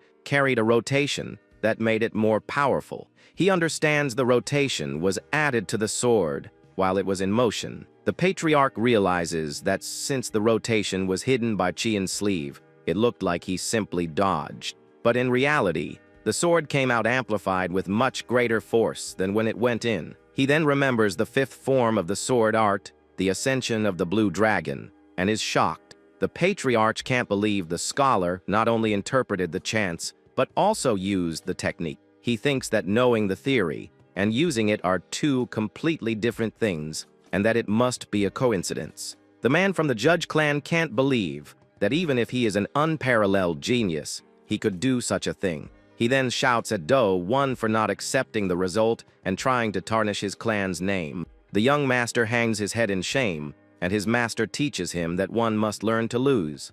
With a sweaty and humiliated face, Do-1 feels like a foolish boy in front of everyone. He then kneels on the ground, completely defeated, and without the strength to continue. Mu-Baek celebrates and says he manifested the blue lightning splitting the sea on his first try.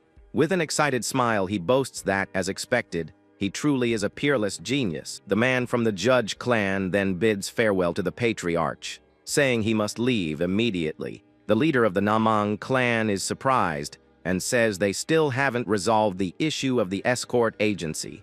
The patriarch warns that the loss for the Juge clan will be significant, asks if he's sure. The man from the Juge clan says he hopes today's events will be well resolved in the end. The patriarch reassures him and tells him not to worry about today's events. He assures him that no unpleasant rumors will reach the outside world, but the man doubts it. With a smile, the leader of the Namgung clan says of course not and asks him to seal a deal. The man from the Juge clan laughs and comments that he already anticipated everything that would happen. With a pen in hand, he says he envies the patriarch for having such a promising son. He then comments that Mu-Baek used to cause trouble but has now matured a lot. The patriarch's companion says he assumes he gained some enlightenment after studying with Cheon. The man asks if he's referring to the scholar who was playing the instrument earlier. He then remembers they called him Scholar Cheon and wonders if he's the famous ghostly scholar. The patriarch looks at him with a serious expression, neither confirming nor denying the tutor's identity. The scene then shifts to a dark night, with a full moon shining over the mountains. Two mysterious figures enter an isolated cabin, wearing cloaks and masks to hide. They are revealed to be a white-haired woman and her servant, ready for a mission. With a torch in hand, they walk through a dark and mysterious cave. The two carefully explore the cave, looking for something specific and important. Suddenly, they find a large ice crystal with a female figure trapped inside. The woman inside the crystal seems to be in a deep sleep, completely frozen. The crystal begins to melt, and the woman wonders what on earth is happening. She is shocked and wonders if the ice crystal isn't melting right now. A solitary cabin is covered in snow amidst a frozen, mountainous landscape. The torch Lit cave trembles and cracks with a deafening noise. The two women watch the ice crystal, which continues to melt rapidly. The white-haired woman touches the crystal and wonders how this can be happening. She then thinks that the only ones who possess the energy to melt the crystal are her and the palace master. The servant asks if with the awakening of the glacial holy body, they will be able to reclaim the ice palace. With a determined look, the woman replies, of course, as they will have the necessary power. She explains that the glacial holy body possesses abilities far greater than the third guardian knows. Back in the garden, the patriarch observes the man from the Juge clan approaching Chin. He then asks if his name is really Scholar Chien, and the tutor confirms respectfully. The man says a scholar of his caliber shouldn't waste time in a martial family. With a smile, Chien thanks him for his words, but says he still has work to do there. The man insists and asks him to go to his clan and do something about Do, one who is causing trouble. He then tries to tempt him with an offer of higher pay, saying his clan knows how to treat a scholar. Suddenly, a shadow appears, and the man from the Juge clan is surprised to see the patriarch. The leader of the Namgong clan says that would be difficult, as the scholar has much to do there. The man then asks for a chance, and the patriarch lets Chien answer about his thoughts. The scholar then says there's a saying that goes, "Those who want to succeed find a way," and with a serious expression, he completes it, saying, "Those who don't always find an excuse." The man from the Judge clan smiles and says it was an amusing answer and that he will be leaving. With a furious shout, the man from the Juge clan calls his men to leave. His followers reply yes, and that the meeting is over and they are departing. With a sigh of frustration, he turns and leads his retinue out of the Namgong clan. The two clans bid farewell, and the Juge clan's delegation leaves after the duel. The patriarch comments that people who know nothing about Scholar Chien are just being greedy. He then thanks the tutor and says it's thanks to him that his youngest son now acts like a human being. With a smile, Chien says the young master is like steel that needs to be hammered with praise. The leader of the Namgong clan agrees and says he will keep that in mind when dealing with his son. The scene then shifts to a bustling market with various stalls and people walking around. The courtesan and her attendant walk through the market while being watched by cloaked figures. The young musician seems distracted, and her mistress gets her attention with a touch. The courtesan asks if Scholar Chien's performance is stuck in her head. With a smile, the attendant says that even in the pleasure pavilion, where she has heard many melodies, she says she has never heard a song like the scholar's, and that it was a unique experience. The courtesan agrees and says that even she couldn't escape the lingering feeling of the music. The attendant then feels something strange and stops, suddenly with a worried expression. Suddenly, a group of cloaked female warriors passes by them with a powerful aura. The young musician asks her mistress if some martial artists just passed by them. The courtesan confirms and says they looked like female warriors, but doesn't understand why she's asking. She then questions if she has bad memories of martial artists as the two cloaked figures watch them. The two cloaked figures walk down a deserted street while being watched by a man. The elder of the North Sea Ice Palace, Yuyak Rip, asks if that is the young master's heady-out. Her attendant confirms and says yes, that is their secret heady-out. She then reveals that the third guardian, Chi Young, is acting as the owner of the place.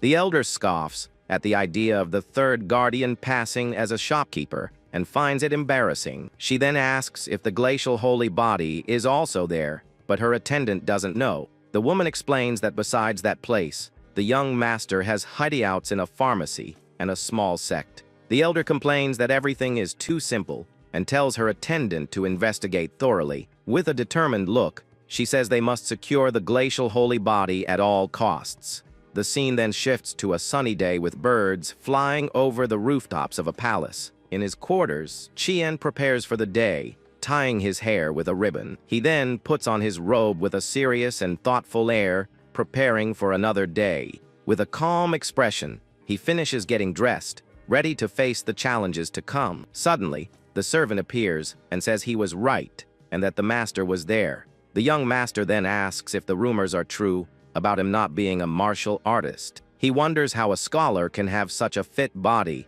and possess martial skills. Mu Baek then remembers the rumors that he is a secret weapon created by the Murim alliance. Cheon is confused and wonders what they are talking about with those rumors.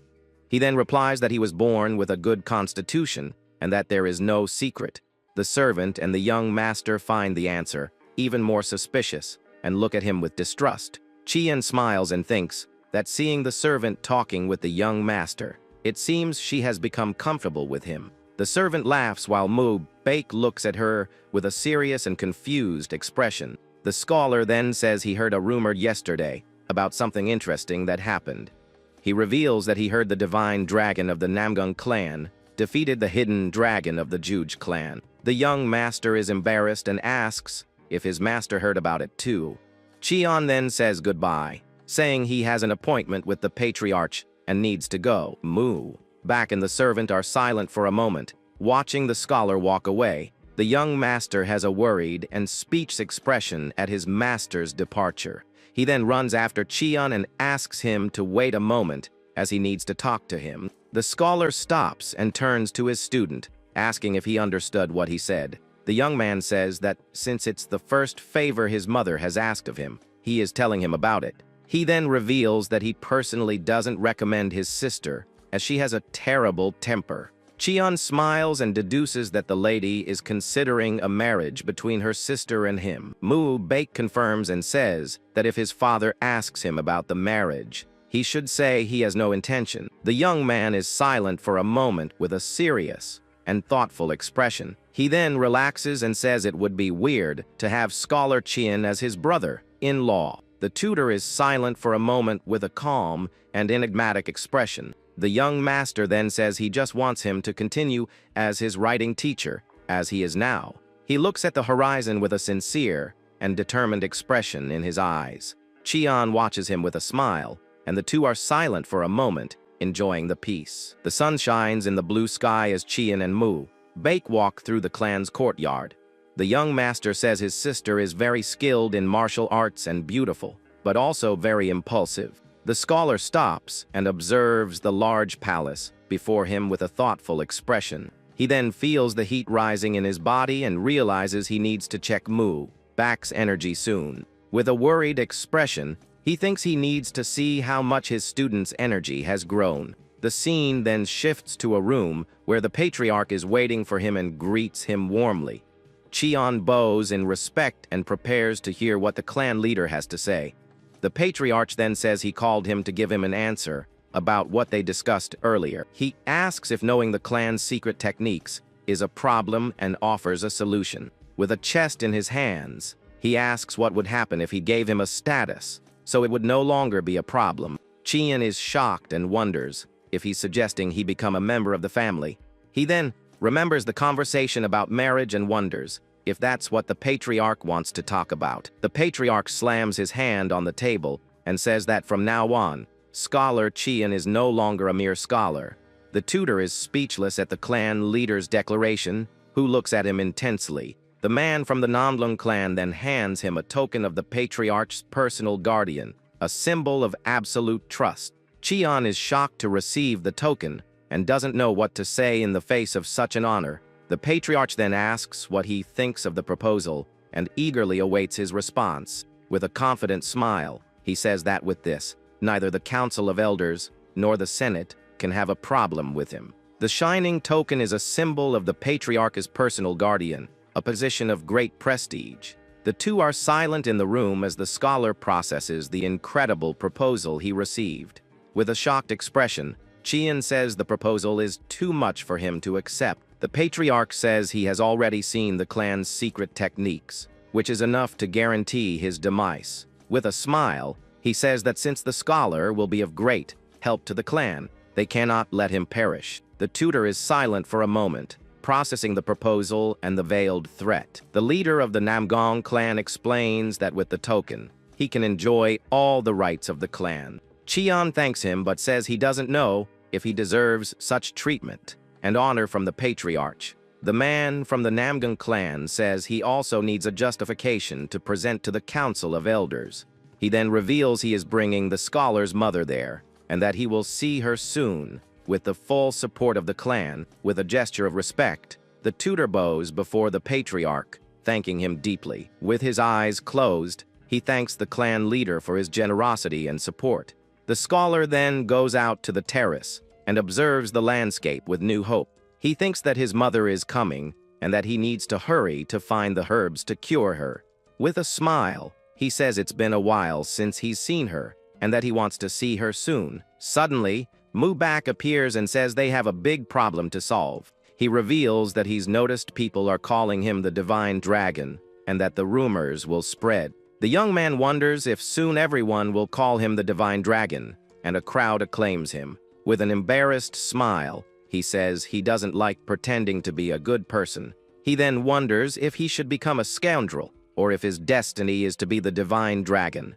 With a desperate cry, he asks his master to give him his teachings to guide him. Cheon looks at him with a very blank, empty expression, uninterested in what is happening. Cheon tells his student to listen carefully, because the scoundrel is him, and the Divine Dragon is also him. He then explains that an ordinary person would struggle to be just one of the two. But with an excited shout, he says that if he is young Master Namgong, the ultimate scoundrel, he can be both. With an enlightened smile, Mubak understands he must become a scoundrelly Divine Dragon. He laughs at the idea while the scholar looks at him with an expression of total disinterest. Suddenly, the young man realizes the contradiction and asks if a normal scholar wouldn't tell him not to act like a scoundrel. With a mischievous smile, Cheon says there's nothing better than being able to act like a scoundrel when necessary. He explains that there are many things in this world that cannot be solved by just being a hero. Mubak is shocked by the depth of his master's words and looks at him with admiration. He then wonders if this is the mentality that allowed him to clash with the elders of the Murim Alliance. The young man runs towards Cheon and asks him to check his pulse before he leaves. He catches up to him on the stairs and begs him to help with his condition. The young master explains he's on his way to meet Lady Zhang and feels something is wrong with his body. The scholar teases him and says Lady Zhang has a difficult atmosphere around her. He thinks this works out well, as he was curious about how much the Wuku star's energy had grown. With his student's wrist in his hands, he begins to check his energy with concentration. A bright green aura emanates from the young master as Cheon analyzes his condition. The tutor realizes the energy of the 7 stars has become quite dense in his body. With a determined look, he thinks he just needs a little more to be able to absorb it. He then reveals that absorbing the energy of the 7 stars doesn't just mean prolonging his life. He reveals that the energy of the 7 stars combines with the heavenly martial body and manifests as new abilities. With a mischievous smile, he thinks that if Mubak's energy comes to him, it will become a new skill. The young master then asks where he is sick and if he should slow his heartbeat. The scene then shifts to a dark night with a full moon shining over the mountains and an isolated cabin. Suddenly, the cabin door bursts open, and a group of cloaked figures invades the place. The white-haired woman shouts for guards and asks who did this to her men. One of her followers asks if the glacial holy body is safe after the attack. With an angry expression, the woman leads her group to the cave to check the situation. She is shocked to see the ice crystal completely shattered and empty. With wide eyes, she screams that the glacial holy body has disappeared and wonders how this happened. The woman can't believe what she's seeing and wonders how the crystal could have been broken. She then turns to her follower and asks if she has ever heard of the glacial holy body awakening on its own. The third guardian replies that nowhere in the palace records is there any mention of such a thing. With a furious expression, the woman orders her men to search the surroundings thoroughly. Suddenly, she turns and realizes someone is there, watching the scene from a distance. Her follower draws her sword and shouts, asking who is there, ready for combat. A mysterious figure with a torch in hand appears at the top of the cave, illuminating the place. She then says, "So this is where the young master hid the glacial holy body." The white-haired woman is surprised to recognize Elder Yu and asks what she's doing there. She then accuses her of coming to take her life, just as she did to the palace master. Elder Yu says it was an unavoidable choice, and that the young master knows this very well. She explains that the ice palace has always been managed by the master and the elders together. But the palace master made the mistake of trying to eliminate the elders' faction, and they just responded. The white-haired woman accuses her of bringing in the blood cult and asks if the palace has improved because of it. The two groups face each other in the cave, with tension rising every second. The elder then demands that she hand over the glacial holy body without hesitation. She says the glacial holy body belongs to the ice palace and not to her individually. The young mistress looks at her angrily and asks if she plans to offer it to the blood cult as well. The elder and her followers prepare for battle, ready to take what they want by force. She then says the blood cult will serve as a stepping stone for them to enter the Jingyu. The elder reminds her that she doesn't have much time left to live and asks if she has found someone to extend it. She then wonders how long they must live burdened by such a cruel fate. The white-haired woman and her follower watch the elder with serious expressions. The elder declares that they must go to the Jingyu and overcome their fate, turning the palace into a pillar of the Murim. But the young mistress shouts no, and that the palace only has value when it remains in the North Sea. With a furious look, she refuses to follow the elder's plans for the palace's future. The elder accuses her of having an even more archaic way of thinking than the previous palace master. She then says that for the sake of their disciples, even if they have to take her life, they will enter the Murim. With a furious shout, she demands that the young mistress hand over the glacial holy body immediately. The elder unleashes an explosion of blue energy, preparing for a devastating attack. The wave of blue energy spreads through the cave with overwhelming power. The white-haired woman and her followers are caught in the explosion of energy. Their reflections are seen in the ice fragments that fly through the air after the attack.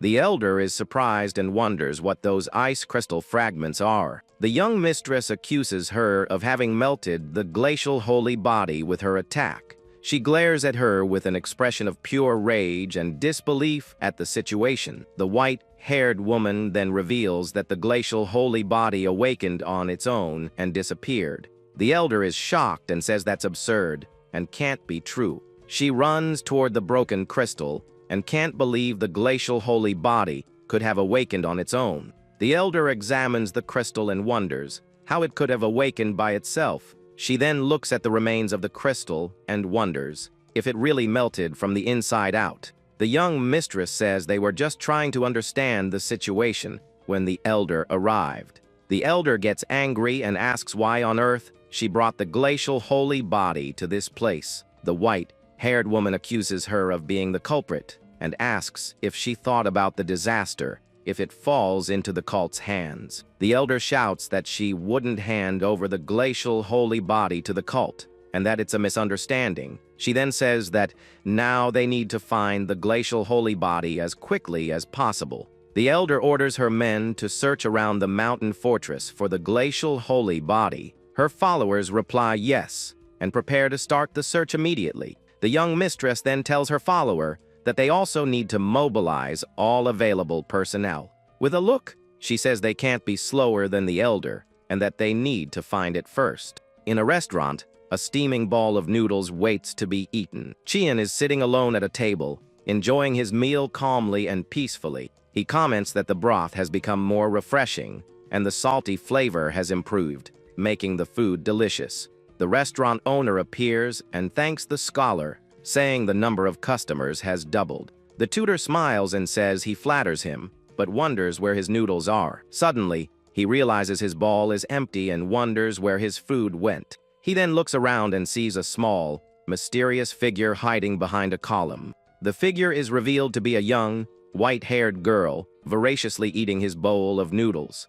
Chian clears his throat with his arms crossed and wonders who this cheeky kid could be. Mu Bake appears and wonders where the girl went after stealing his master's food.